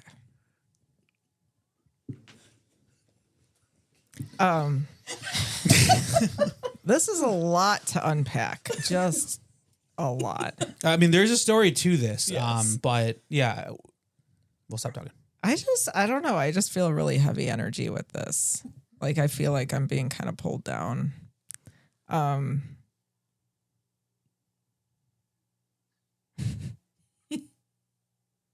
And an interesting sense of humor.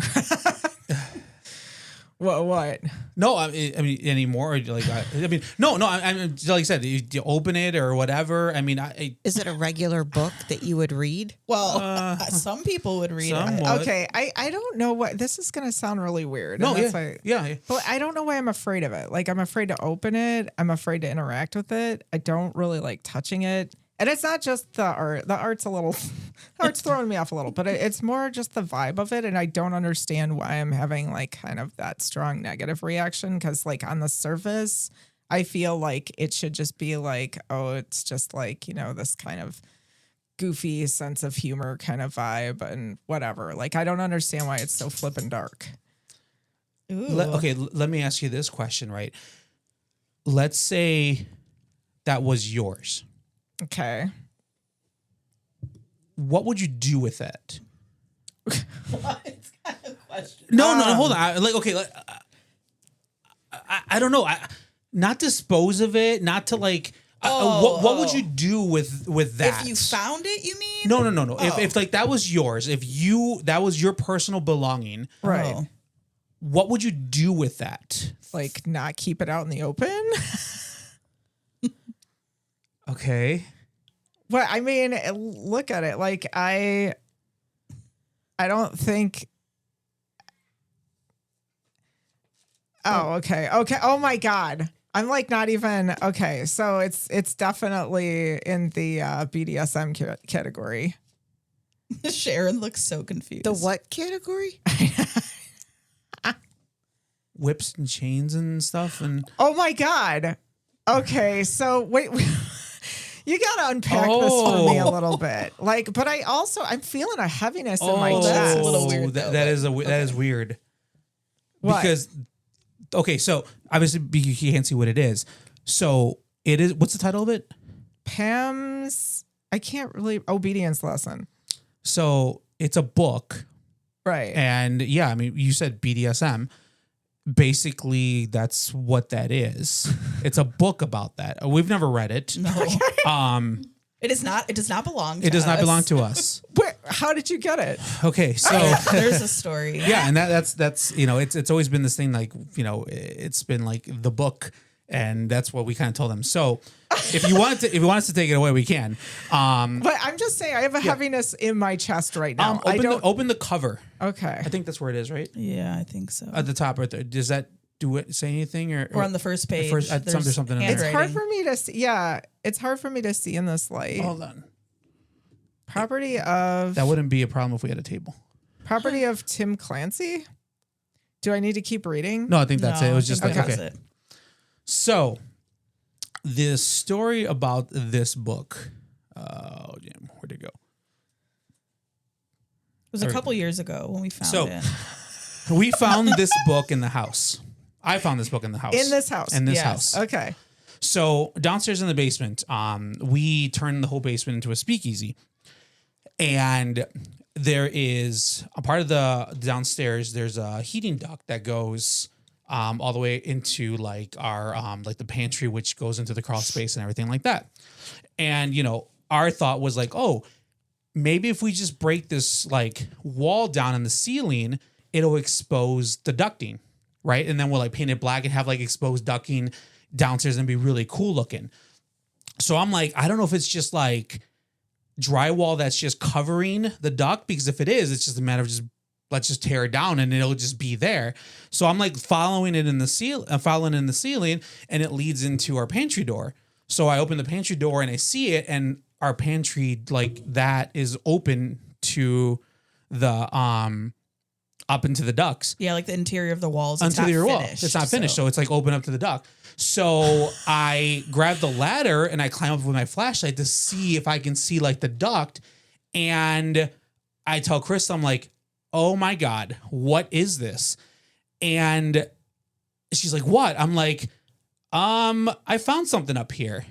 And, jokingly, I'm like, I've seen enough scary movies to know that like I probably shouldn't touch this. But this was tucked into the ceiling. Oh my That God. is that.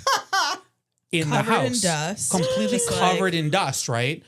And it's like I said, it's hidden. It's not like one of those like someone moved out, it's like on a shelf and it like fell behind because like the wall or something. Like, no, the way I see this is like straight up like someone had this and they hid it in the wall of the house up out of their way to go to make sure nobody knows that was there.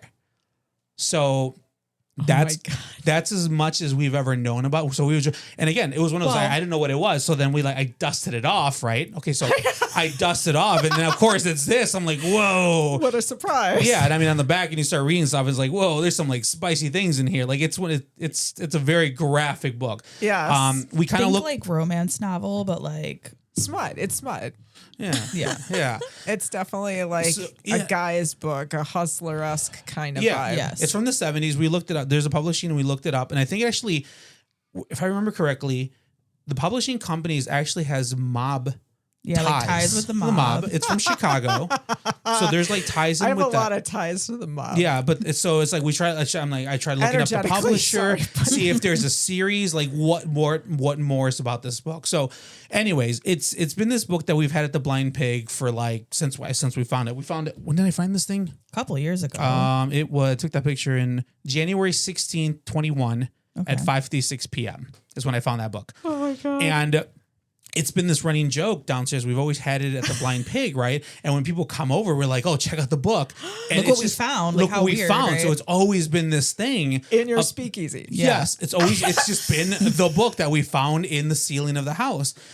And our neighbors came over. Our next door neighbors over there came over once, and we're like, "Dude, check out this book." Oh my God. He opens the book, and what you read, Property of Tim Clancy, Yeah. is his best friend's dad that lived in this house. Oh my God. He knows who that is. Is he still alive? I I want to say yes. think he was. At least when we had the conversation, I think he was. Oh my gosh. But that's as far as we've ever known. And like I said, it's just been in the speakeasy. We just have it. And obviously I think we were talking about this book yesterday, right? I don't know how We conversation came didn't up. tell them what the book was. Yeah, we didn't talk because Just- we said, and so like when they got here today, they're like, "So you never told?" I'm like, "I know." Like now at this point, we don't want to say anything about this book. I don't want you guys to know about it, and I just want to just see what your impression of this is, or if like there's any like significance to it, or like if you, because Chris is like, "Oh, she's gonna walk in this house," she'd be like, "I feel very bad energy in this," and we're like, "Great, we got to burn it down. We're moving." No, but that's the annoying, like sometimes it's the annoying part of like my particular psychic gifts are that it's like I just pick up on stuff randomly Yeah. and I like match it. And like sometimes that comes out in conversations with people and like over the years, people have been really offended by some of the things that just came out of my mouth because I was picking up on something that they knew. Like it's just been kind of, it's put me in some awkward situations. I've had people just like put their drink down and walk away from me. And I'm like, what did I do? What did I say? And then somebody else would have to come up to me later and be like, "Oh my gosh, I can't believe you said that, you know, so-and-so just did this thing to them and blah, blah, blah." And I'm like, oh my God. Like even when I was talking about my Vegas blowout, I was like making a joke at the end of it because it was like $80+ and this was, you know, for context with inflation, it's probably like 150 now because it's been like 8 or 10 years. But I made a joke towards the end that like, "How much is this?" And the lady said, and I'm like, "Oh my God, I'm going to have to sell a kidney just to pay for this blowout." And then she's like, "That's really not funny. My husband's on dialysis." So like, that's the kind of, Yeah. like that. It's the psychic. It's like a flow. It's like a river all the time, whether I like it or not. But this answers a lot of nagging questions about why I was drawn to that bottle. That's why we looked at each other. Yeah, because you should be this. I did not make that tie at all. Like so when we talk about whips and chains and stuff. I know, but it was because like I said, it's been such a normal thing that's just been down there at this point. But What is normal about this cover? Nothing is normal about this book. Katie's gonna try to find this book so she can like read about it and find a husband. She's like, I need to see that book. Can you find me a country boy? It's weird because we've never talked about it. Yeah. It's one of those things. Forgot about it. We kind of did because it was one of those like when we first. I mean, it was the topic of like always like, dude, check out what we found and like. Oh my god! And so then I mean, it's just one of those, and that's why we're just like, oh, let's just kind of just see what this comes because I mean, I found it super weird. Like I mean, I'm looking up there, I'm like, what the hell is this? Like it's just like seriously, it's probably been up there since the 80s. I am really glad. I am so glad that was the story behind this, honestly, because I was like, if you got it from a murderer, I'm like, but I am kind of curious about this Tim Clancy though, like if he is still alive, if he has any like heart conditions or anything in his chest, because if he hasn't looked at it yet or addressed it, he really should. That's where I'm feeling stuff, but. So you said it was your neighbors? Yeah. The same neighbors? Yeah. Yeah. The ones with the little boy? The little boy. Yeah, next to right here. Next door, the two Yeah. golden retriever dogs. Hmm. I'm curious. I'm like seeing if I can find anything. I'm gonna have to get a picture of this cover though before I go, just to show Chris, because I'm like, yeah, there's a reason why we got the. There's a 1-800 number in the back, so you can order some like things for it from it. There's like the stallion something pump and shit, and it's so many things. yeah. Yes, it's. Katie's like, what's that number? Oh my god, you could do like a classic reading on one of your podcasts. We It's just started pages. that was the thing that down at the Blind Pig. We just started doing something with like we would just like open up a chapter and just like read a chapter, and it was just like It's pretty messed up. well, I mean, yeah. And then in the beginning it says, "Get it up and keep it up But I with think stallion spray." I think it's Ooh. about a stepdaughter. Like it Yeah, was really it's- That's not- why it was hidden. That's why I'm saying, yeah, there was some stuff with that. Yeah, we never like so we've never read the whole thing or really much of it. But how did it get ripped like this? I don't know. And I had to 'Cause- tape the spine because Well, it was so old. it was so brave. But yeah, but I don't remember why it's all ripped like this. It now. might have broken off like that. That paper that old can just. Yeah. I don't know where that Interesting. piece is though. Huh? Maybe the dogs ate it. Weird. Yeah, there's an order form if you want. You want a kitty? So yeah, People that filled that out a long time ago are probably still waiting for their products to show up. So Oh my god! Yeah, okay. that's so see full circle. Like that's the reason. So when you said like it felt very like heavy and like so, what does that mean? So like again, objects, and this is something like it's interesting because like when I take people on like paranormal explorations, I give them kind of like a primer on like energy and like ghosts and spirits and tell them like all the things they need to kind of look out for and know and like, but like energy, even a living person, if they use an object enough, which I feel like that was well loved. They get their energy kind of stuck on it. So I can pick up. So even though they're still alive, I can pick up on their energy because they left an energetic trail or mark on the object. So sometimes people will mistake energetic kind of stampings on like especially furniture and stuff and objects for like ghosts and spirits when it's really or like ghosts when it's really just a spirit that really used an item a lot. So it's not a ghost bound to the item. It's just a spirit who really loved that item or used it a lot. But it happens in the living world too. Okay. I think I have one last question, at least from me, that I think I've always kind of wondered. So, because like I said, you say you deal with more with like energy and like feel like that kind of stuff, right? Mm-hmm. More like it. So, I've always wondered this part, and I guess it's it might sound weird, but it's like I've this is how I always felt, right? Like when I've ever like hugged you,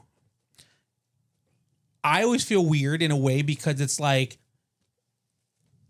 do you like sense that from someone like contact? You know what I'm saying? Because I've always wondered that because like when I've like hugged you and it's like, oh, what if she's like, oh, this guy's got bad juju, like get away, or something like that, or like my envision again going back to like movies because that's the only thing I have ever like Wednesday when she like touches someone and all of a sudden she like freaks out and she like sees this flash of like boom, boom, all these things. And it's just like, whoa. And it's like, what just happened?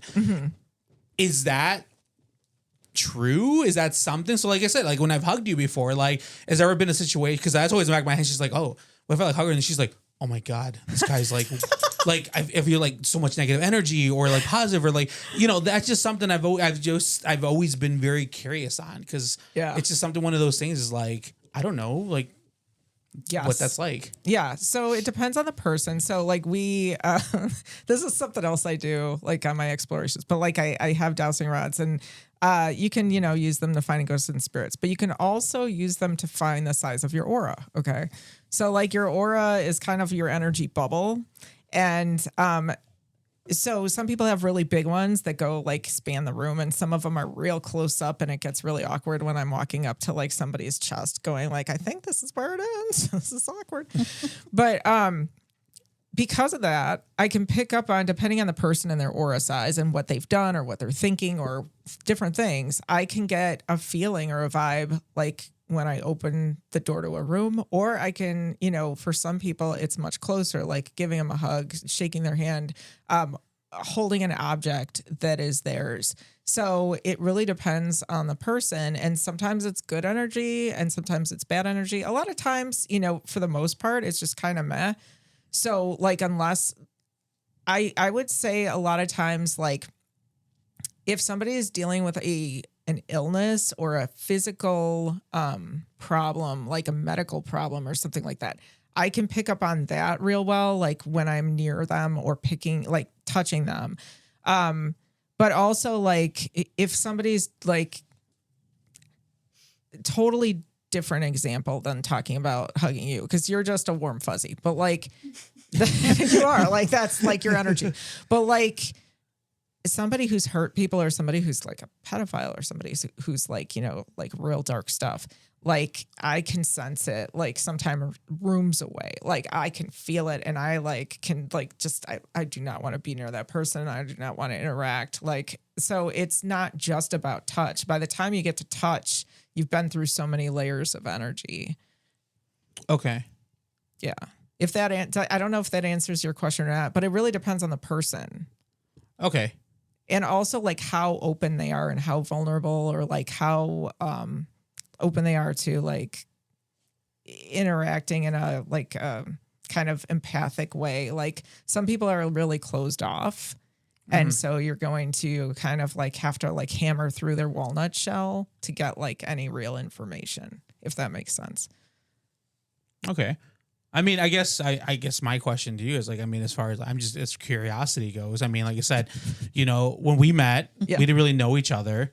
Our first interaction was, you know, we drove together to go do ghost tour stuff and everything like that. I mean, I don't know. At least I feel like at least I had some good juju because it's not like you'd be like, this guy, like I have bad energy. Like, why am I getting in the car with him? And why are we doing why am I going to like the middle of nowhere with the cemetery? Like, so at least I feel like, well, at least it's cool. And she called, you know, you hit me up again and we're doing cool things and here we're at the podcast. So like, I don't know, like that seriously, that's just one thing that's always been like the back of my head. It's like, I'm like, can she read my mind? What is she doing?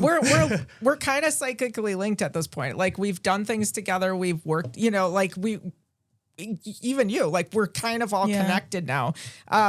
So yeah, you bring up an interesting point of like, some like, you know, I'm a woman getting in a car with a guy I don't even know. We're going off to some like haunted location. We're going to the place where some guy killed like 40 women. Let's go. So you thought it was weird I went to Kohl's with you. Like, what the hell? If anything, the first time we ever met, she jumped in the car with me. I'm like, who is this woman? Why is she just jumping in the car with me? Like, what if she's a murderer? But that goes to like speak to your energy though, that like it is so, it is like a trust, like I trust you. Like I don't even, you know, I don't know everything about you, but there's something internally that says I can trust you.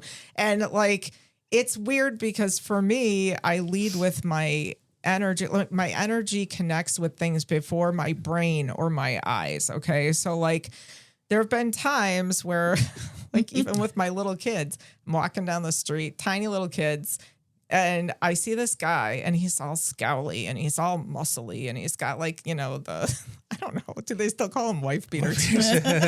And he's walking these dogs and I'm like, all I see is, oh, dogs. And I bring my tiny little kids, both under 5. I'm like, hey, can we pet your dogs? And this guy is just looking like real big guy looking down on me. He's got like, okay. And I'm petting the dogs. And that's when I realized that they're pit bulls. And, you know, I'm like, maybe I should have like assessed the situation a little bit more before I randomly dragged my children over to some stranger's dogs and like just because we were already, my hand was like half in their mouth by the time, you know, like, can we pet? But it was because and when I looked at the guy, he had a facade, like he was trying to look all broody, but he was a good guy. Like his dogs were nice. They were sweet. Like I was leading with that than like making judgments. And so, yeah, it's really interesting how everything works. I'm kind of the reverse of a lot of people because the feelings mean more to me than anything. Okay. Okay. Let the record show I am not a murderer. You are not. Okay. And you have good energy despite what anyone says about you, too. I'm adorable. Okay. Krista, do you have any questions? 'Cause I feel like you've been doing a lot of like. I feel like thinking over most of there, my just- questions, though, have been asked, like have been addressed. You know what I mean? Because I too like was in the same boat originally of like not understanding the difference between a ghost and a spirit and energy and all of that. Yeah. Energy, I think the biggest takeaway is energy is in everything. And ghosts and spirits are just one type, but there are so many types of energy that we interact with on a daily basis that it's just about opening yourself up to be able to kind of see past the 5 senses and like you can get so much more information. And like just one last kind of like thought, because like we haven't really talked about like dark energies or like dark entities or things like that. Like, but those are definitely like something that, you know, I'm not really as worried about ghosts. Ghosts are just kind of like, ghosts are people without bodies. Ghosts are stuck, you know, they're blah, blah, blah. But like dark energies, dark entities, those are where things can go really, really badly. And it just is kind of like horrible to watch. That's the kind of stuff that you kind of equate with like what you see in horror movies is really that when it like a dark entity binds to someone or things like that and it like are slowly driving them mad or slowly driving them to kill themselves or like get deeper into drug abuse. Like those are the scariest things to me. Ghosts and spirits do not scare me, but those dark entities, I actually had a situation because I don't know how much time we have, like 5 minutes, 10 minutes. I can lay it out quickly. We have all the time in the world. Okay. So like, are we on a deadline? Sharon has a curfew of midnight. Okay.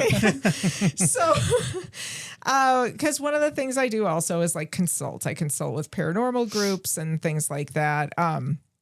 People will call me and, you know, if they have like issues that they haven't been able to solve or deal with or things like that. But to back up, so earth energies, there's energies around the earth. And if you think about like a net over the earth and you have knots in the net and you have strings attaching the knots, right? Okay. So those knots, those points, those are the bigger highs and lows of energy in the earth. And those are the places where you have like Bermuda Triangle or Chichen Itza or Machu Picchu, or like you have really good places and really bad places. The Michigan Triangle. Wait, what? The Michigan Triangle. What the hell's the Michigan Triangle? That is our Bermuda Triangle in Lake Michigan. In Lake Michigan? Yes. You have to do, it doesn't go by us actually, but it goes up. It's like a, Does it go through Gary, Indiana? I don't. It might be on the Indiana side. See, that's Gary, Indiana is a piece of shit. It's interesting you bring that up because I've had like weird vibes from Indiana, and I refuse to go there if I can help it. I have not been wrong. Let the record show that I have great energy. I am not a murderer, and I am right about Indiana. It's a piece of shit. All right, it's rough. So, Now I'm throwing up. So anyways, though, but you have those PowerPoints of negative and positive energy, and they go from positive to negative and back again, okay? And so you have the strings then. The strings are just kind of like the varying degrees of, like, the middle of the string would be nothing at all. Then you have points towards more positive things and more negative things as you get to those knots. But for the most part, most places you go, they're going to be either just kind of meh, or they're going to be, I don't want to stay here all day. Or, oh, I really like it here. I should come back sometime soon. They're not going to be like mind-blowingly amazing, okay? You have to almost make a journey to those kinds of places, whether good or bad, okay? Because most people aren't going to situate themselves like right in the Bermuda Triangle. I'm using that yet it's in the middle of the ocean, but there's other places in the earth like that. And those are the ones that you don't really want to be by. But there are kind of lesser degrees of that are very dark still, very negative. And if you have, say, a house that's built on one of those more negative energy points, you have this energy then, like energy from the land that's just, it's just what it is. Like we have polarities, we have negative and positive. You have to have both, right? So like there's no judgment, but like it's negative energy coming up from the land. Somebody's living in it, and that can make somebody sick. That can cause somebody to murder someone. That can, because the energy is throwing off their internal balance. Okay. But then you also have negative entities. So negative entities are things that have never been human. They exist in different, dimensions, and they are drawn to those negative energy locations. Okay. And so, and also just to add, you can change the energy of a location. So you can make a positive place negative just by committing atrocities there. Okay. That can happen. But, so those negative entities then are drawn to these locations and can then like feed off of not just the negative energy of the land, but also if people are drawn there, they will then attach to them and feed off of them. So that's where things get kind of weird. And that's where you have to sift things out and figure out, okay, is it just the land that's negative? Like or is something actually bound to this person? And like, things like that. But there was a case that this paranormal group reached out to me, and they were like, yeah, we're really worried about this ghost. This ghost is a girl. She's a kid. I think she was like early teens, and she's bound to the school or right outside the school, and kind of near. It was like outside, they had trees and an area, I think, outside the school. And so they were like, we're worried because the school is going to get razed and we don't know what's going to happen to her. And we had a team out there and we weren't able to help her. And they had like a medium in their team. And the medium started getting really sick. And like when they got back, it turned out like a month afterwards or so, this medium's cancer came back, and it was like a whole thing. And so I'm like asking a series of questions, and I'm like just getting a really bad vibe. And like, I can do a lot of this over the phone because again, it's energy. So I'm like, all right, just email me photos of the school. They were saying they were like running into some sort of ghost in the basement. And this one custodian was seeing it all the time and, all this stuff. So I'm like, all right. But I already kind of knew something was wrong. And I asked some follow-up questions of like, well, what else happened there? Like, is it in like a good neighborhood? What is it? Oh, no, it's a terrible neighborhood. There's been a lot of like, there's a lot of drug, flop houses and drug busts and things like that. I'm like, okay. And somehow I heard more about the history of the school itself, and it had burned down several times. And I'm like, and then this girl that had died was actually in a car. I think she either got hit by a car or she was in the car and the car hit a tree outside the school. But that again speaks to a place of negative energy. The land itself was negative, and it was causing all these things to happen there that were negative. So, I just I used my pendulum, like I was like getting a vibe. I was actually able through photos to identify there was like 14 doors, I think, around the school. I was able to identify what door was associated with this thing they were seeing. And it was the door that led to the basement where the custodian was seeing this thing, I guess. And I think that, it was looking like a little girl or something.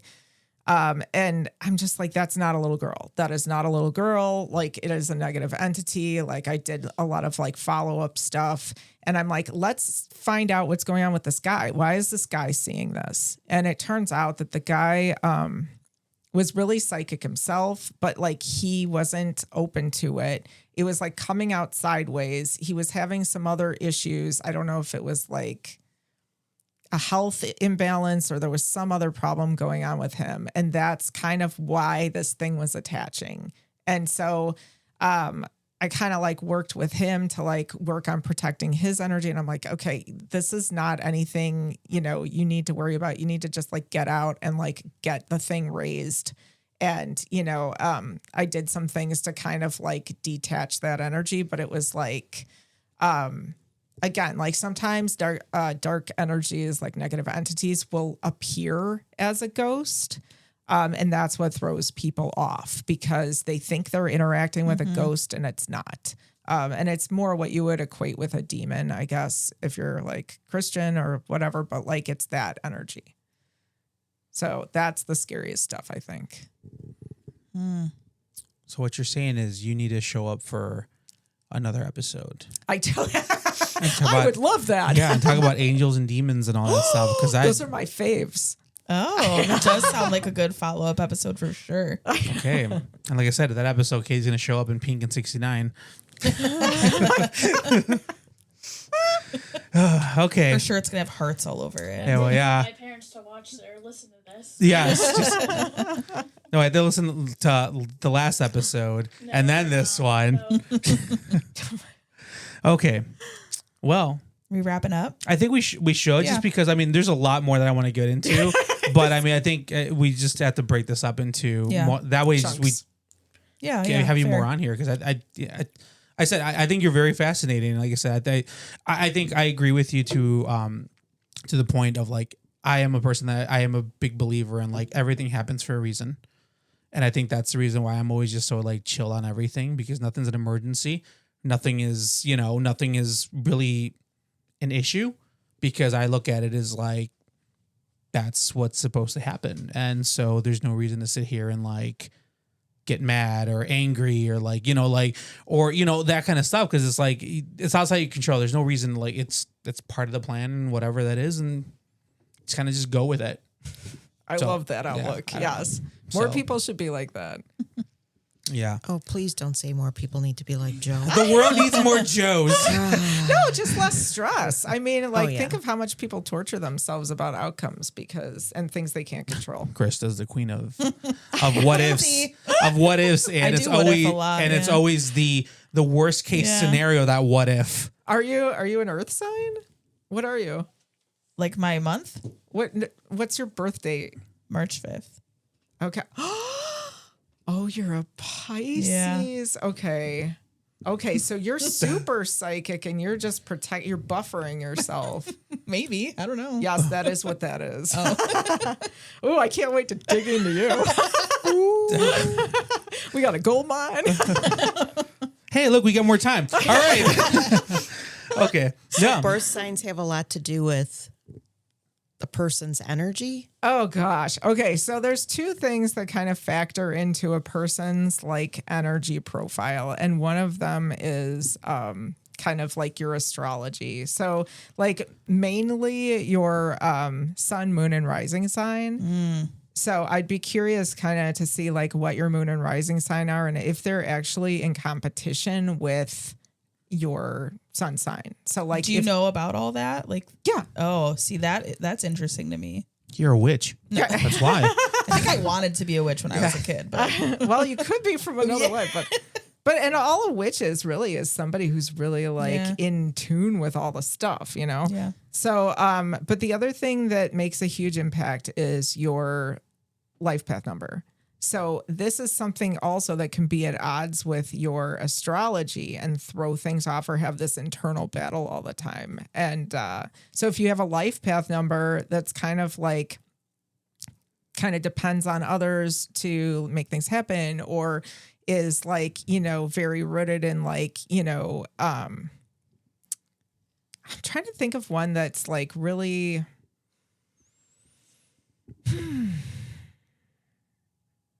if you have a life path number that's like really grounded, and then you have like the dreamy Pisces, those things can kind of work against each other. And then you feel like you constantly need to like anchor. And because it's not like your true nature is to be more dreamy and go with the flow, then it causes more stress and like more anxiety, because then this other part is like, well, you got to double and triple check everything because it really should be this way. So yeah, like I would be kind of curious to see. I feel like there is kind of like some sort of push-pull going on, or that something in your past kind of caused you to lock down psychically, and like kind of it's coming out sideways. So interesting. Yeah, I need to know this. Follow-up episode. Yeah. Oh no, I just want a private session now. Off air. We got to make wood fire pizzas. So. No, there actually, that reminded, when you talked about the whole Earth thing and that, whatever you were talking about, the mojo stuff with her.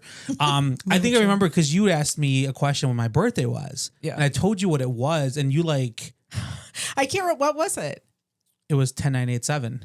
Oh, yeah. And you were like, I need to, and you told me all this. And then it was just like, and then we just got busy and we never talked about that. But I was always very curious with that, because it's like, you asked me when you were birthday, and I said October 9, 1980, and I said, 10987. And you're like, that's so awesome. And then like, I got to go. That's so cool. Yeah. I never even thought about that. That's why I'm an amazing person. I know, Joe. You remind us of that daily. Yeah, I know. My birthday is the best in the world. It's 10987. But that also explains your go. Oh, his leg is in the cord. Oh, Maverick. Sorry, I always get like worried about dogs' legs and technology cords. Do not ask. That's a very specific, odd fear. Because like the go with the flow energy, you're a Libra. So Libras are the quintessential go with the flow. Like they want balance. They want like they want to keep kind of a coherence in society. They want like people to get along. They don't want a lot of drama. So like, yeah, it's just that. That's interesting. But like, yeah, the 10987, I'd be curious to see what your life path number is. What's the what life is What that? does that mean? Yeah, like we all get, it's one of those like take a number and then it's just like the time you were born? No, that's a different thing. That's more astrology. Okay. But like, yeah, that'll give you like more your moon and rising sign and stuff like that. But like, you are a witch, Krista. Or hey, you're. I feel like that's your jam over there. Those little like Mercury's and what does it called? No, it's when Mercury's in retrograde. Yeah, Don't that get me started. That nuts. It's like when it's like Barb's like I'm a Pisces, and like no, Barbara, you're just a bitch. Okay, like it's not about the planet. It's like no, don't bring your little signs into this shit.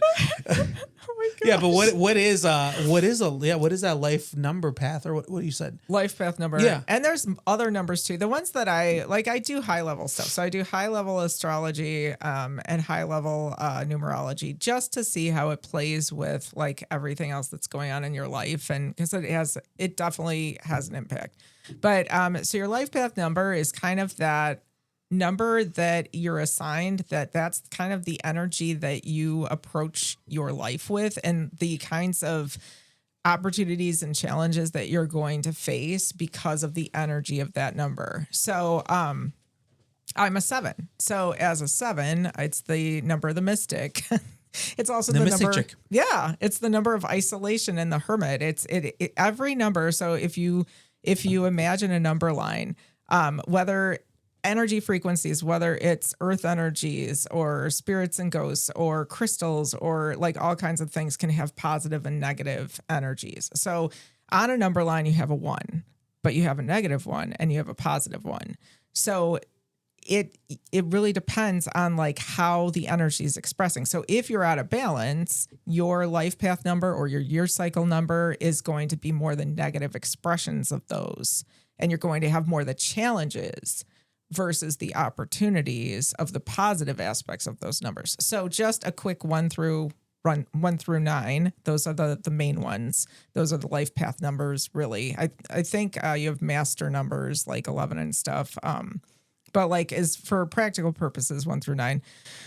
So 1 is like the number of the leader. 1 is the number of like, so you have a lot more, you're kind of blazing a trail.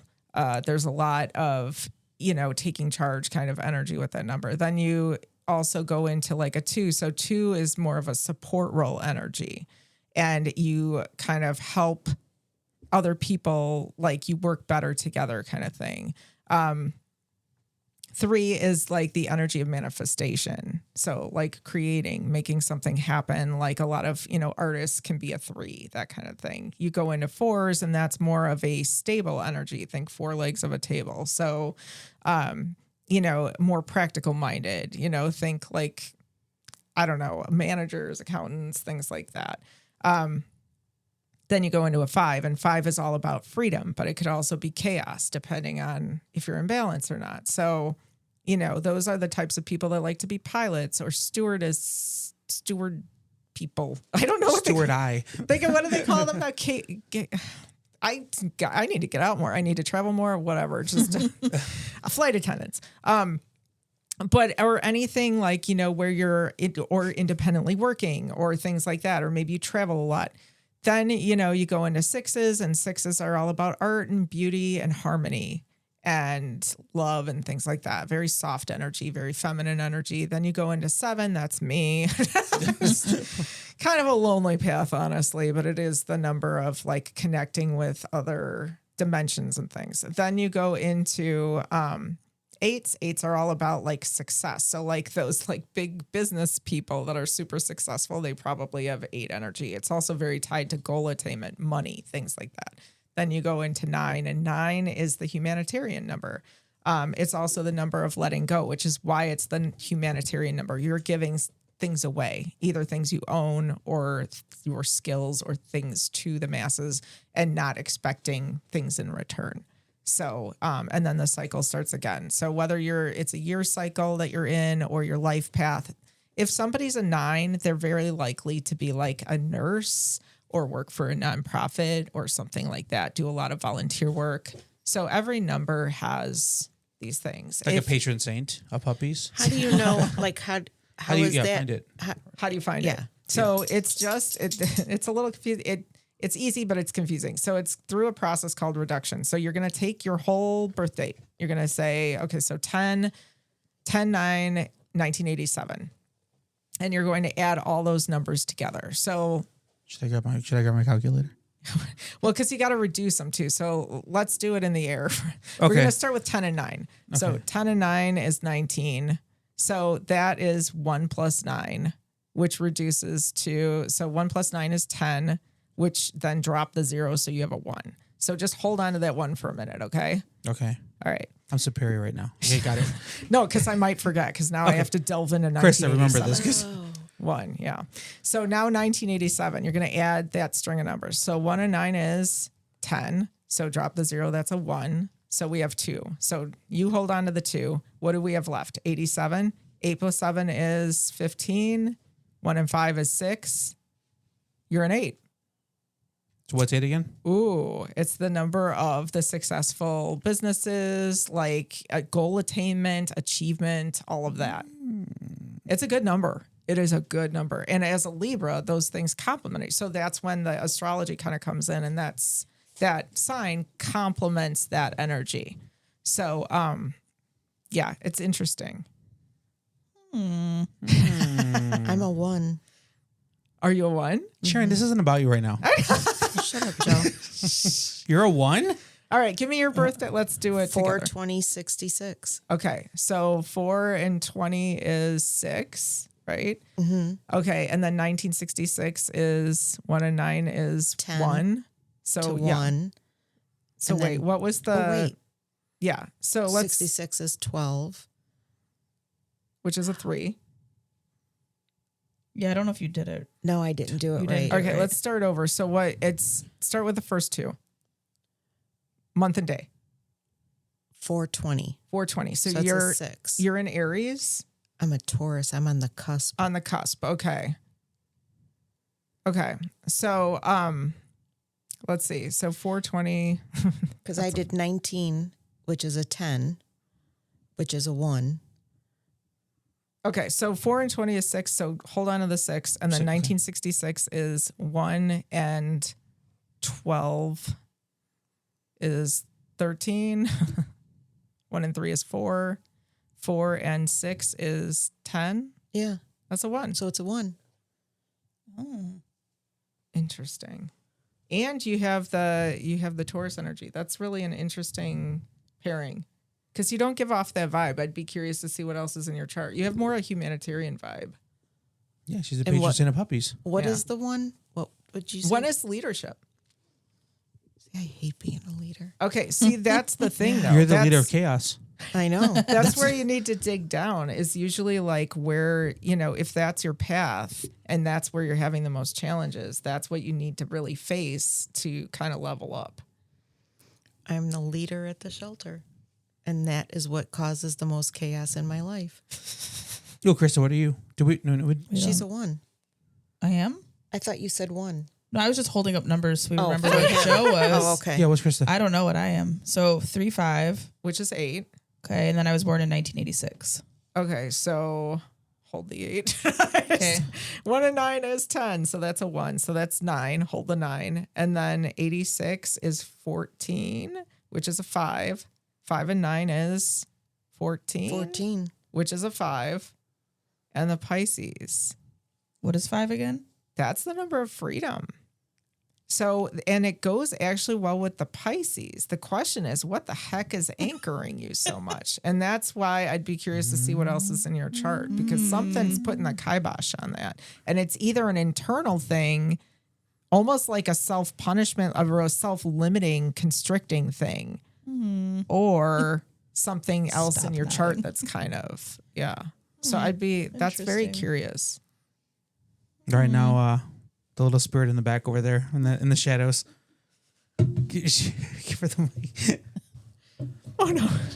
Is there a life path of 69? Oh my gosh, stop it. Okay. 7:30 of 01. Okay. So 2001. So you're Leo. Okay, that's interesting. So 7:30 is 10, which is a 1. And then you said 2001. Yes. So same age as my eldest. So 2001 is a 3. What was the other number I just said? 1. 1. 3 and 1 is 4. Okay, so that explains. Sorry, I have to like wet wipe this thing on my mouth. Big germ. I'm not. I'm actually pretty well right now. No, but so now I threw myself off 4. Okay, so that explains why you are kind of like so interested in like having a family and everything else, because that is your path, is that stability. You like anything that you feel at home in stability.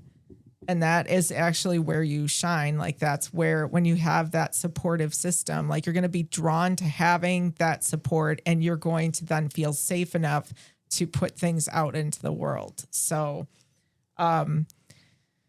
you have to like brainstorm other ways to feel supported until you like kind of find that situation and create your own family. Yeah. And so that's when you kind of like, I would say, try to get involved in some groups of different things where you can kind of feel supported in a way. Like, what are your hobbies? Tractors.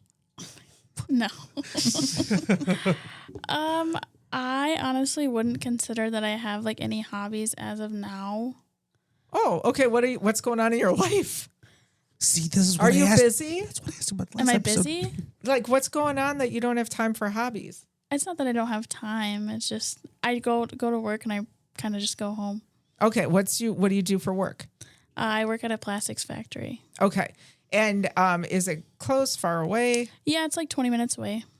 Okay. So not too bad of a commute. No. Okay. And in the past, what have you liked to do? I used to ride horses a lot. So Okay. I used to really like doing that. And would you consider like volunteering at like, so they have some like places around that let you like volunteer with the horses and things to like help? Yeah, I thought about it, but then also one of my coworkers, Doug, he asked me to come out to his farm one day, but it's just never been a set thing yet. So Don't rely on Doug.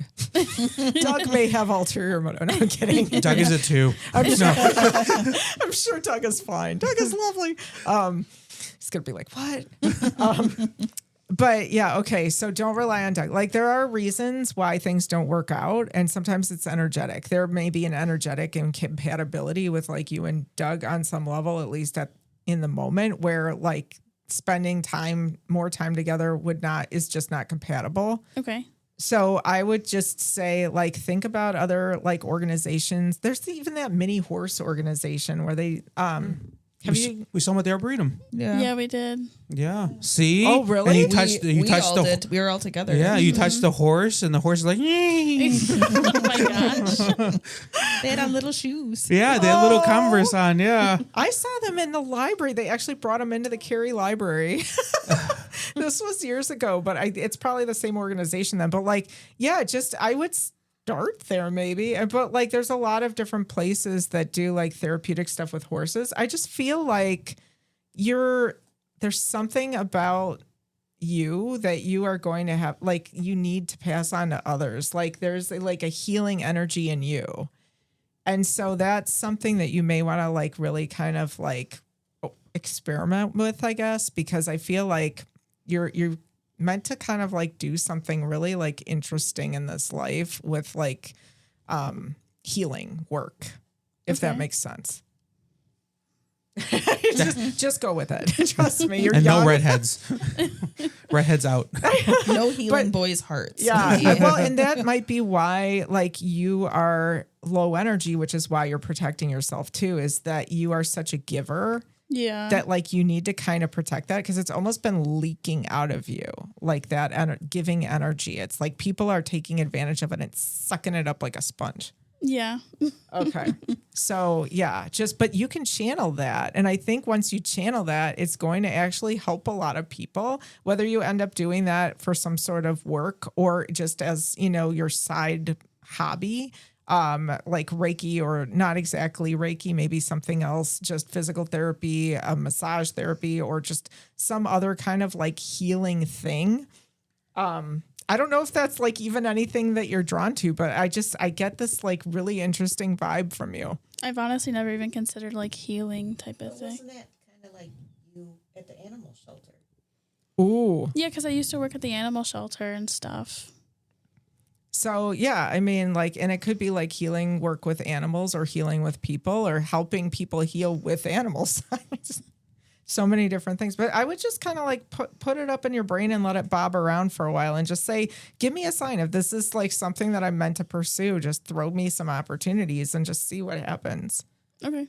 But I think that if you work on that, this is weird. This is just coming from, if you focus your energy on something like that, you're going to raise your vibration actually in a very quick way because it's very compatible with you. And you're going to attract some really interesting people and situations into your life that could be a little bit life changing, if you know what I mean. Well, Katie, think about this. Horses, farms, Yeah. Country cowboys. Boom. Katie with 16 kids and counting. I do not want 16 kids. Too bad. You want a country boy. This got dark. All right. I mean, I don't think we have to rate the bottle or anything like that. I liked it. I think it was delicious. It was I will really say good. I think we have to save this for Mother Sharon Bono Fabiano for Halloween. I like wanted more, but I was like, I want to savor it. Yeah, so we got to save that because that actually was really, really good. So yeah, good. thank you for that. Sharon, do you have any questions or anything? No. No? Okay.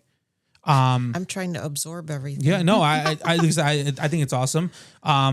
Let's do the little shameless plugs here, Loren. yes. Do your little things. All right. Yeah, go for it. I don't know. You're putting And all me of on it, the spot. and yeah, all of it. Like, All right. So I got a couple cemetery tours coming up. This is probably going to air after the cemeteries, but I do paranormal explorations from time to time. I also do a lot of other things, seances, mediumship sessions, crystal parties, like all the stuff. So you can check that out on my services page at mysticchick.net. And you have a podcast. I do have a podcast. I haven't podcasted in a while, but it is Happy Hour with Mystic Chick, and you can find some of my episodes like anywhere basically podcasts are found. And if you cannot find them, visit mysticchick.net because I also have a podcast player there. Okay. Sweet. Yes. So yes. Oh wait, and the Substack. The Substack. What's the Substack? What is that? I think it's lorenpurcell.substack.com. But it's Mystic Tidbits. And you can find out more about that on my website. So Basically go to your website to find go everything to my about website. you. Yeah. Cool. That's it. All right. Well, thank you. Yeah, we appreciate you being here. Yeah.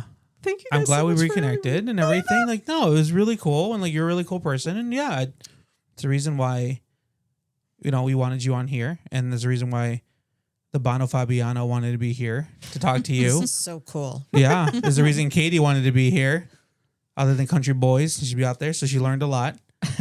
And I think we should dig into the Krista thing because everything you hit on maybe I'm psychic too, because that's all the stuff I've ever said about that. Yeah. And yeah. So people that are on the same energy level find each other. So like, I don't think it's an accident either. And, I'm just super excited about like being here and like being able to see you guys. So thank you so much for having me out. yeah.